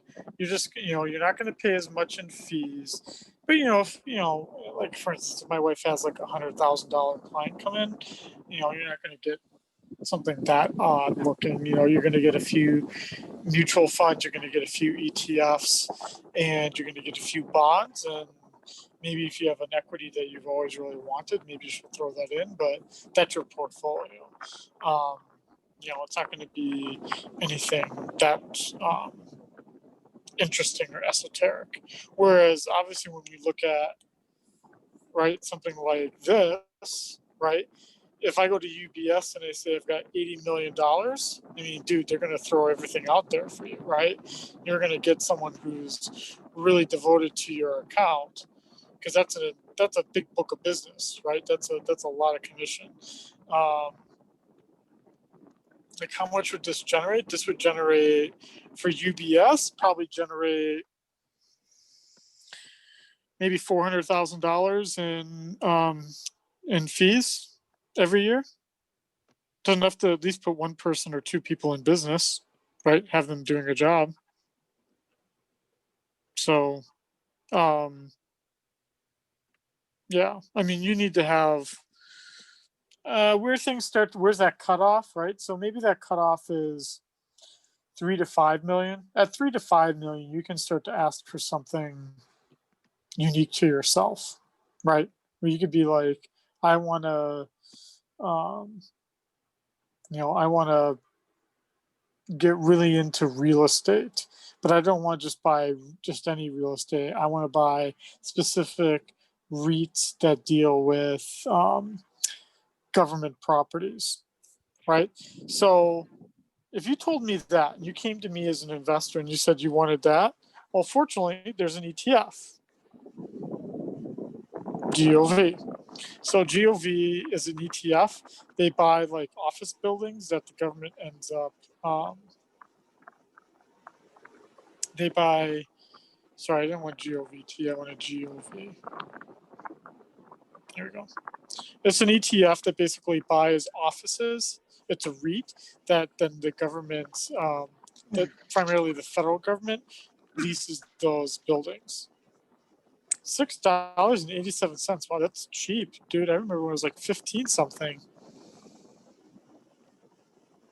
And it's obviously losing money right now, but it's actually not too bad a deal. I know the government's always going to need property. But here's the thing.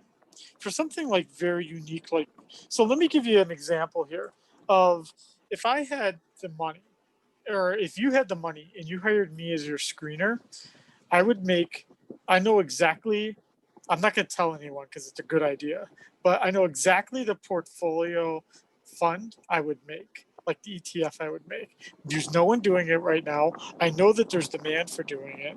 Maybe during my sabbatical, I'll do it. And if I can do it, right, then the job becomes one of marketing it out, right? Getting enough people to actually buy that fund. And then having the fund, as competitors realize that there's enough demand to buy this fund, then I have to market my fund as better than the others, right? Right now, like GOV, I don't think there's anyone else out there that offers a fund like this. So they basically have a monopoly on this. But if I did like oil, there's a lot of oil ETFs out there, or there's those Africa ETFs out there. Then you have to make yours somehow unique and special. There is one for the airlines, for instance, so that would be kind of an ETF for that. But if you came to me, Cody, and said, I've got $5 million, here's what I want, here's the risk I'm willing to take on, here's the rate of return I want, here's the kinds of companies I'd like to be involved with, then I would employ a screener tool to find you the funds that meet all those criteria. And I would build you a portfolio around that screener tool.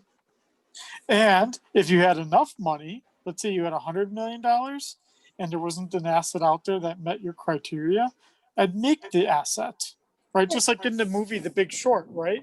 Where that guy in the beginning, right, couldn't find any investment that shorted the mortgage bonds. With enough money, someone will create that investment for you. Which is what they did, right? They created an investment that shorted mortgages. Does that answer your question? Yeah, Or but no? now I have so much more. Yeah, ask more. Yeah, ask away, dude. I mean, how do you post your own fund? You know, like how do you index it? So on my and stuff? here's my basic understanding of it right now is that I would need to have my fund. I would need to have a base amount of money to start the fund.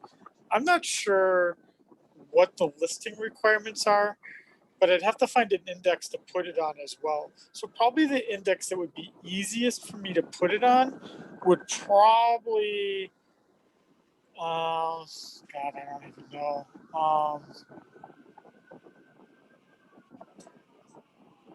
Geez, I don't even know. I mean, this would be part of the stuff I do on this map. Basically, I'd have to find an exchange that's willing to host my. I don't know. Let's just see here. Let's just out of curiosity here. So you'd have to find a exchange An to exchange. host your fund. Yep, And my then fund. Yep. You would only make money off of the managing fee you pay. To Exactly.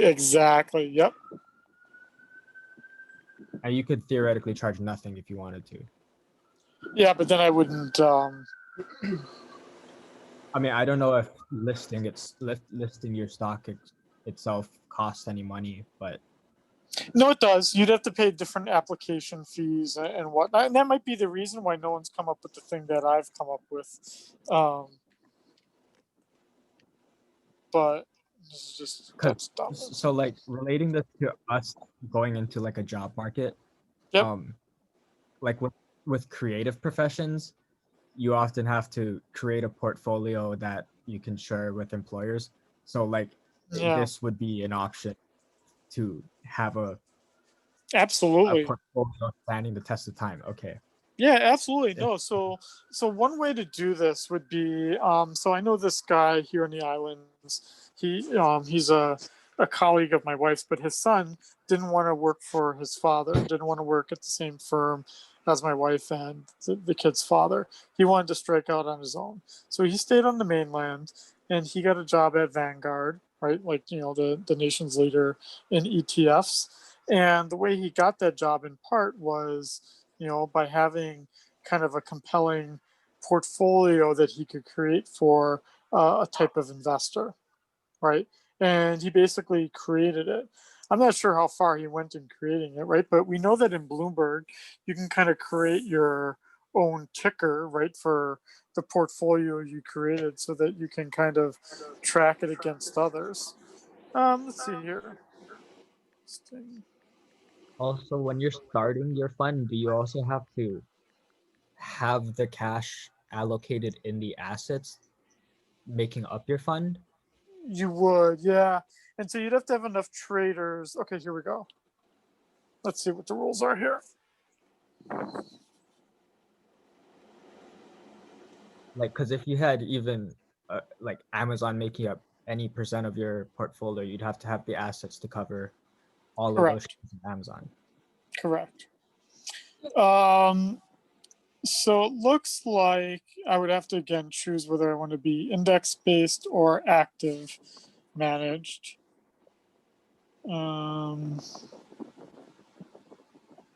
Actually looks pretty simple, actually. There's not a lot of, this wouldn't be too expensive to do. You just have to find the right, you'd have to do it with another fund though. By that I mean, you would need to find, so the best example, the way to do this here on the islands would be to do it with finance factors or what's that one called here on the islands? What's it called? Market Street or Broad Street? I'd have to ask my wife. That's gonna really bother me if I can't. How would I find it?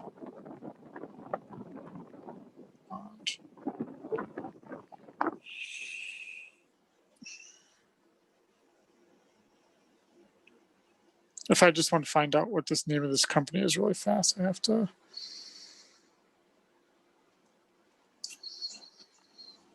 And why would you recommend a client a fund now when fractional shares are the thing now, where you could just mirror ETF if you wanted?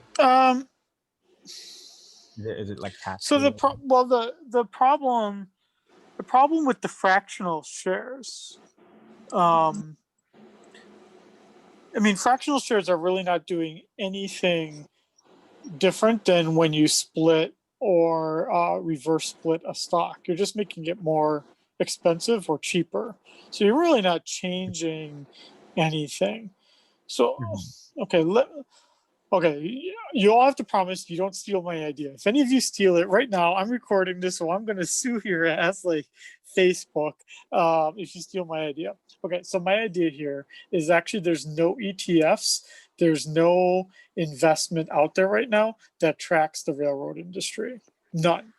And this is more than just the railroads. So this would be all the suppliers of railroad supplies, but also the rail car companies as well. Rail cars are actually leased out by other companies.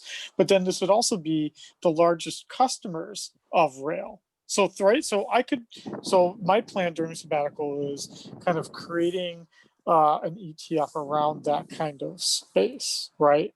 So the idea there is like you could buy the 50 to 100 companies that are going to be involved in this ETF. You could buy it with fractional shares. You could try to manage it that way.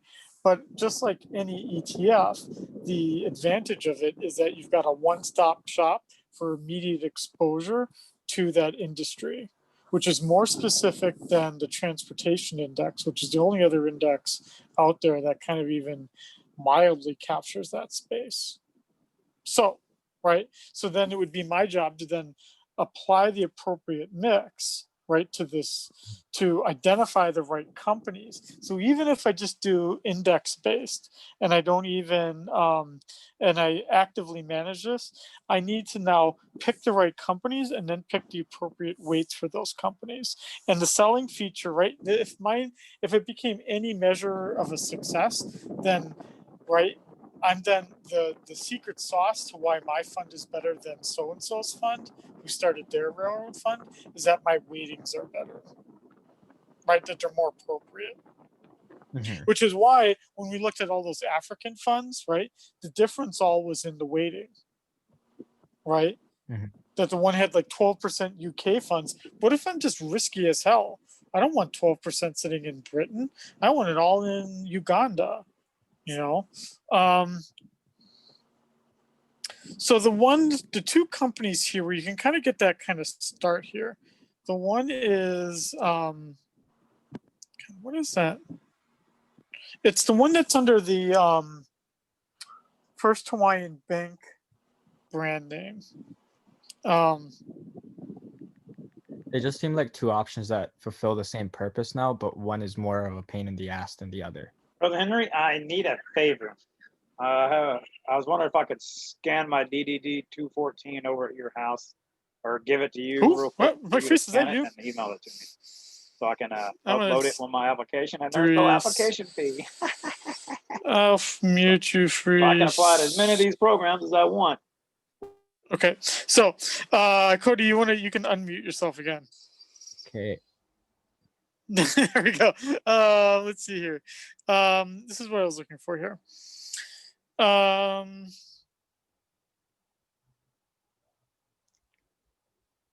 this might be curious here. Let's just look at this here. A good starter job would be Banco.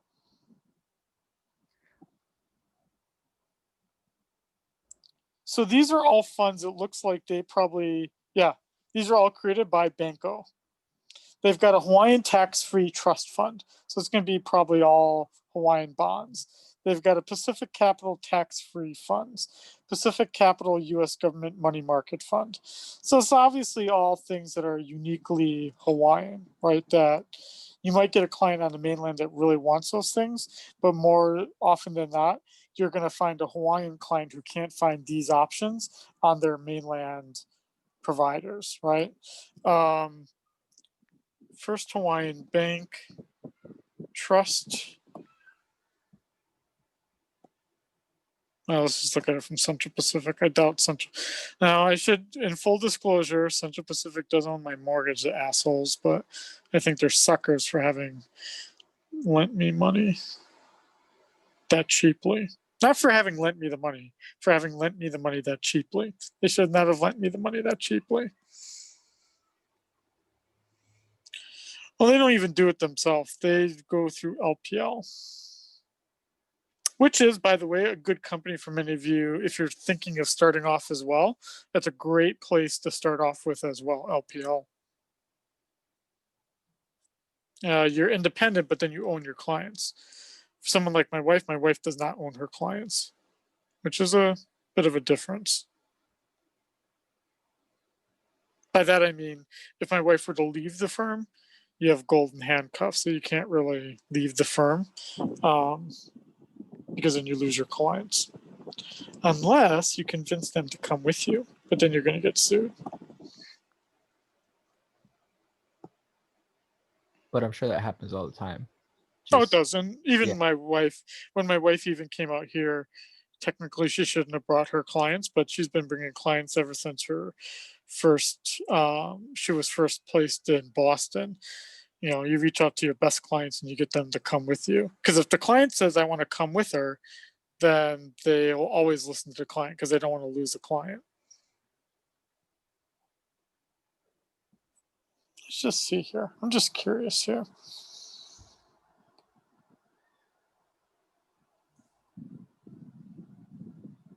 I'm just curious if they created any of their own.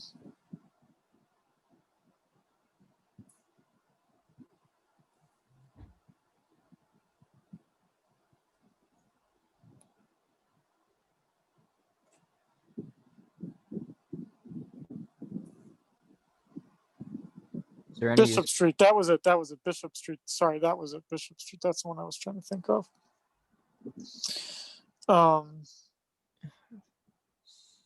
Bishop Street. Let's go back to it. So this is Hawaiian local.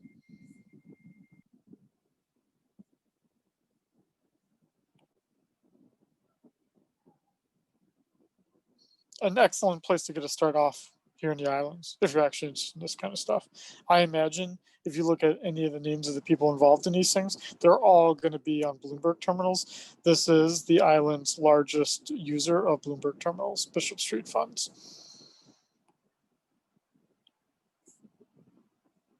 All these funds they created themselves. So this would be Hawaii Municipal Bond Fund, A, Class 1, high grade income. And so they buy lots of bonds, basically. They trade lots of bonds, but it gives you great experience. This is where most of the volume is on the islands for these kinds of things. I'm just trying to see if we can get some names of. So how would we find out who is involved here? Well, let's start looking at the fact sheet. Are they going to give us a name or not? No, but now we can do the following. Watch this. Go back into here.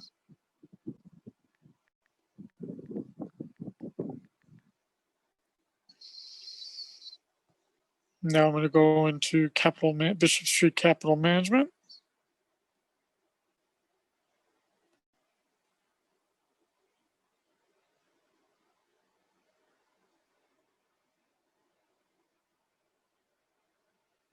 Okay, so here we got Jenna, right? Jenna is the president, the portfolio manager for the fixed incomes for Bishop Street. That's here on the islands. I'm going to add her as my contact, right? Jenny, right? But this is exactly the kind of stuff you can be doing here, right? Cody, this hopefully gets a little bit to your question, right? Right, is that you can get an idea of who the people are to contact for jobs and stuff. Again, an email is going to get looked over, but if you send a message from a Bloomberg terminal or like a well-articulated, thoughtful, like resume and proposal of like the kinds of skills that you have, right? That's going to get noticed by someone, right? If you do it through the Bloomberg terminal, and we have access to this till the end of July at least, so totally the way to do it. How would you translate this into like a government position? More lucrative. Certainly more lucrative. Josh is on right now, but he is idle. Let's see who else we got here. Look at this. I got Eric. I got Mikey. I got Timmy. Oh no, Timmy's not there. I got Brian. I got Mikey. Right? I got Lee, something. Ryan. But this is exactly the kind of stuff you're gonna be doing here, right? Let's look at Ray. What's Ray doing? Ray's not online now. Right? But again, this is the kind of thing you could be doing now. Very focused kind of searches. These jobs are certainly going to be, you're not going to get that much pay in the very, very beginning. But if you do your job, you keep your head down, it'll pay off in 5 to 10 years. I mean, right when my wife started out, very low pay the first 3 years. I remember, oh God, I just remember really, really, really rough times in the very, very, very beginning. But once you get through that first 2 to 3 years, you're good to go. So, I don't know, Cody, start dating someone that's got a stable job or is rich enough, or stay with your parents. Your expenses would be low enough. Yeah, pros and cons. Pros and cons, dude. But no, Bishop Street would be a great starter place here on the island. Sorry, I'm like devolving into talking about career stuff more, but I think this is probably just as much important here. Bishop Street would be a good place. ERS, that would be, so let's say Cody says, I really want to work for the government. Well, then Employee Retirement System, Hawaii ERS, they always need people to manage their portfolio, right? Or like help others manage their portfolios. But there's a long line of companies too, right? So like Hawaiian Airlines has Bloomberg terminals. They have portfolios they need to manage. They're actually managing currencies. So you know how we all talked about currencies, like, oh, that was the worst part? Well, why don't you get sharpen your teeth on it and really get good at currencies by dealing with it every day, right? And I don't think Hawaiian's hiring anyone right now, but the airlines are a great place to get a start on managing currency risk for a company because they take in lots of different currencies. That's interesting to consider. Yeah, or even something like, think about it, like Benko, huge Japanese presence, right? So at least then they're managing quite truly just one currency quite well, right? Which would just be the yen, right? So if you can master that trade, you're good to go. Again, for something like First Hawaiian Bank, Bishop Street's the way to go. Central Pacific, they've outsourced it to LPL, so there's not really anything out there. ASB doesn't have anything. They probably use LPL as well, and so does Territorial. So really, the two big banks, Benko and First Hawaiian, that'd be the way to go. But if you're not doing that, then it's big companies on the island that are managing the risk in other ways. So like that'd be things like, again, like Howard Hughes, right, which has a big presence on the island, but they're managing real estate as a REIT. There's actually this really interesting company that's actually based out of Hawaii, but you almost never hear about it. Kamakura.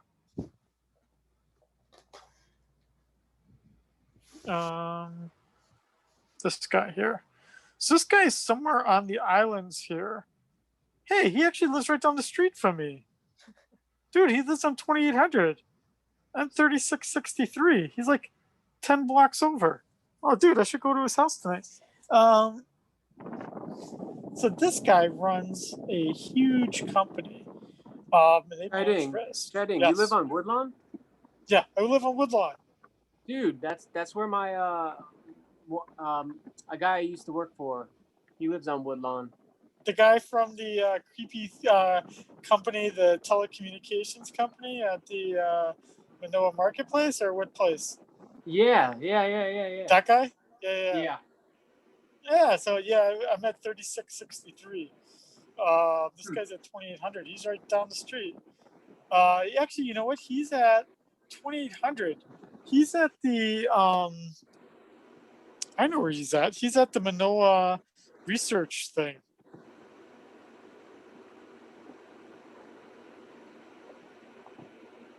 Yeah, he's at the Manoa Research Center, I think. Yeah, he's at the Manoa Research Center. The Innovation Center. Oh, dude, I should really call this guy. He's like hey, I was looking you up, and well, he's like stupid rich, and like, as I'm like looking for money to keep these Bloomberg terminals going, like he's totally the guy that could like hook us up. Okay. Anyway, but again, that's the benefit of this Bloomberg terminal, right? You can be a total creeper.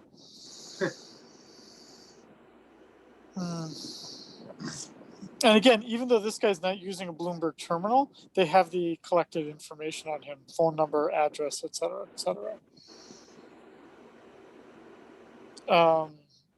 See, that's what I think that's what separates Bloomberg from other brokerage. It's not even a broker, but you know what I mean. Like information sources, yeah. You can't do this on Thinkorswim. No, exactly. And so even if you're like Jasmine and you're a junior right now, I mean, we're not going to have the access as long as you're going to be on the market, but this is totally use this time to get those things rolling. So at least you got the names of the people that you want to contact to get your things out there. And who knows, maybe we'll keep these terminals going even longer. Okay. What did I not get to cover here about portfolio management? Well, there's a few things. Fortunately, you're all doing the portfolio management thing. You're doing the portfolio management module in Bloomberg. So as long as no more than one person doesn't do it, you won't have to do an exam. So if you haven't started it yet, you should be starting it now. I will send out the reminder tonight, but then I'll send out a final reminder probably right before Thanksgiving starts. So I'll send as many reminders. I'll probably send 2 or 3 reminders, but there's 7 modules, I think. They do take time to do. Don't be the person that screws everyone over. Shining, what Yes. are you talking about something? I'm a little bit lost right now about these Bloomberg modules. Oh, the things that you already did them, I think. Okay. Okay. The things that are in the BMC. I think you. Well, I don't know if you did all of them though. I think you did the first. Did you do them all? No, I did the 4 that are required. But now you need to do the others. So what we're saying here is that to get out of the exam, which is what the next goal is here, now you need to go through all of them. Okay. So in your case here,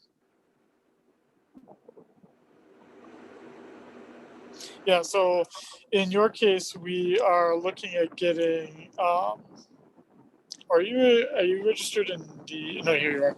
Yeah, so you just have to do the last 2.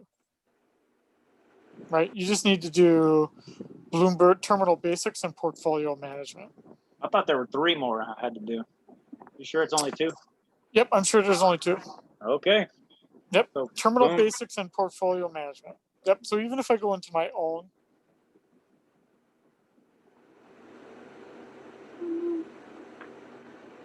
Yeah, I mean, I guess you would see the equity options one, but we're not covering the, there's equity options. And commodities. But yeah, we're only focusing on portfolio management and terminal basics. Okay. You don't have to do commodities and equity options though. But I think Russell would agree you should do them because that's where the big money is to be made and lost. Yes. Sounds good. Okay, everyone. You know what your tasks are. Really be focused. I know I've said it a bunch here. Really focus on these things. And then we've got the other thing too, which is still the CFA thing. When we started out this lecture, Jasmine was asking questions about, even if you don't finish that by the end of this semester, I'm not going to give anyone, I'm not going to say to anyone, you didn't do it, so you're not getting a passing grade. I'm kind of letting that be kind of like a thing you should be doing, but I'm not grading anyone on it, whether you did it or not. But you really, really should be doing it because, dude, as Levi would tell you right now, it's a rough job market out there. And anything you can do to make yourself even look a little bit better, you're going to be happy you did it. Levi, would you agree? I definitely agree. It is a really rough job market out there, especially trying to get an internship. Exactly. So take it from that man, right? Think about that. If you get trying to get what did Levi say? Trying to get what? A job. The job market. An internship. An internship. Or even an internship. Because it has to be very specific. But think about this, right? If you were able to get an internship at Bishop Street, right? Like, there's not a lot of West Oahu kids that are like applying to that kind of thing because, like, I mean, they don't, right? The 2 finance faculty of Un, An, and Sharon Lee, they're not pushing their students to do this. So, like, we're the only ones that would be doing it would be the students that I know, which is you guys. So, like, if I don't even know. Yeah, I'm really trying to get an internship on Bishop Street. But Bishop Street would be a great company to get an internship with. And I can already tell you they are the biggest users of Bloomberg terminals here on the islands. And we know that the kids at Manoa don't do this Bloomberg market concepts as undergrads. So, dude, it's yours for the taking. It really, truly is. And they're not doing the CFA investment professional thing, the other part of this course. They're not doing that. They're just focusing on having graduate students do the CFA level 1 exam, which is fine and all. But Bishop Street, if they're going to want you for an internship, they don't want you to be overly qualified and think they're going to lose you. If you came in there with Bloomberg certification and even having just started the investment professional thing, your resume will certainly get noticed. And then if you could top it off, right, you get it done while we still have these the Bloomberg access, send it to all the people at Bishop Street that have Bloomberg access, right? Send your resume, and once you get this Bloomberg market certificate, you can actually, again, post your resume to the Bloomberg system. Shading, Yes. you said we'll have access to the Bloomberg terminal till June of next year? July of next year. July. And Yep. for the how long do we have to do the CFA? Is that just till the end of You class? have no. You have as long as you need. It goes long past this class. Okay. Yep. I'm asking specifically because I know I'm not going to get around to doing that this semester. Oh, it's fine. Yep. Nope. It's totally designed. If you want to do it during winter break, during spring, next summer, next year, 2 years from now, 5 years from now, yeah, it's all set up for that. You Okay. now have set up though for yourself a CFA Institute login, and that does not go away. And that's how you would access everything. The only problem you would have is that you're subject to the exam the year you're studying for it. And so I think they revise the exam and all the materials like every other year, I think. What's the deadline for those other two Bloomberg modules, Shiny? The first Monday, the Monday after Thanksgiving, which is November 30th, right? Is that what we said, class? Yes. Yep. Yep. Okay. I will log off, but take the advice from Levi. It's a rough market out there. Don't for internships, but also for jobs too. For the ones I did get to have an interview with, almost Yeah. all of them mentioned something about the CFA certificate or the Bloomberg Market Concept certificate. Look at that. See, Shiny's not just That blowing was- smoke out of his ass. I He's actually always saying- had a question about it during See? every interview. Dude, right? Take that, right? That guy is in the trenches, right? Levi is in the trenches with the employers, and that's exactly the thing they're asking about. I don't know, dude. It doesn't become any simpler than this. Get it done. Cody, you hear this? You getting it done? I am getting it done. It's honestly, it's interesting. Each module is very interesting, but some are brutal. Like Exactly. That's I would agree. And the currencies was the roughest, but That's great description. I agree, currencies are the roughest. and all you have to Like say, right? the questions are worded so weird. And all you have to be Yeah. able to say to Bishop Street or to any of these people is you do the Bloomberg market thing so that you get the certification. That's easy. The CFA exam, the CFA investment professional one, that's obviously a lot longer to study for, but all you have to say is that you're studying for it. And if they said, fine, you get a summer internship, then you could say, fine, I'll have it done before the summer starts, right? And then you would know, dude, get this done before the summer starts, right? If you've got a goal like that, you'll totally get it done before summer starts if you know that an internship is riding on it. Okay. I've got nothing more to say. So we'll pick it up from here next Tuesday. I'll log off last. All right, see you, Shining. See ya. Professor, do you know if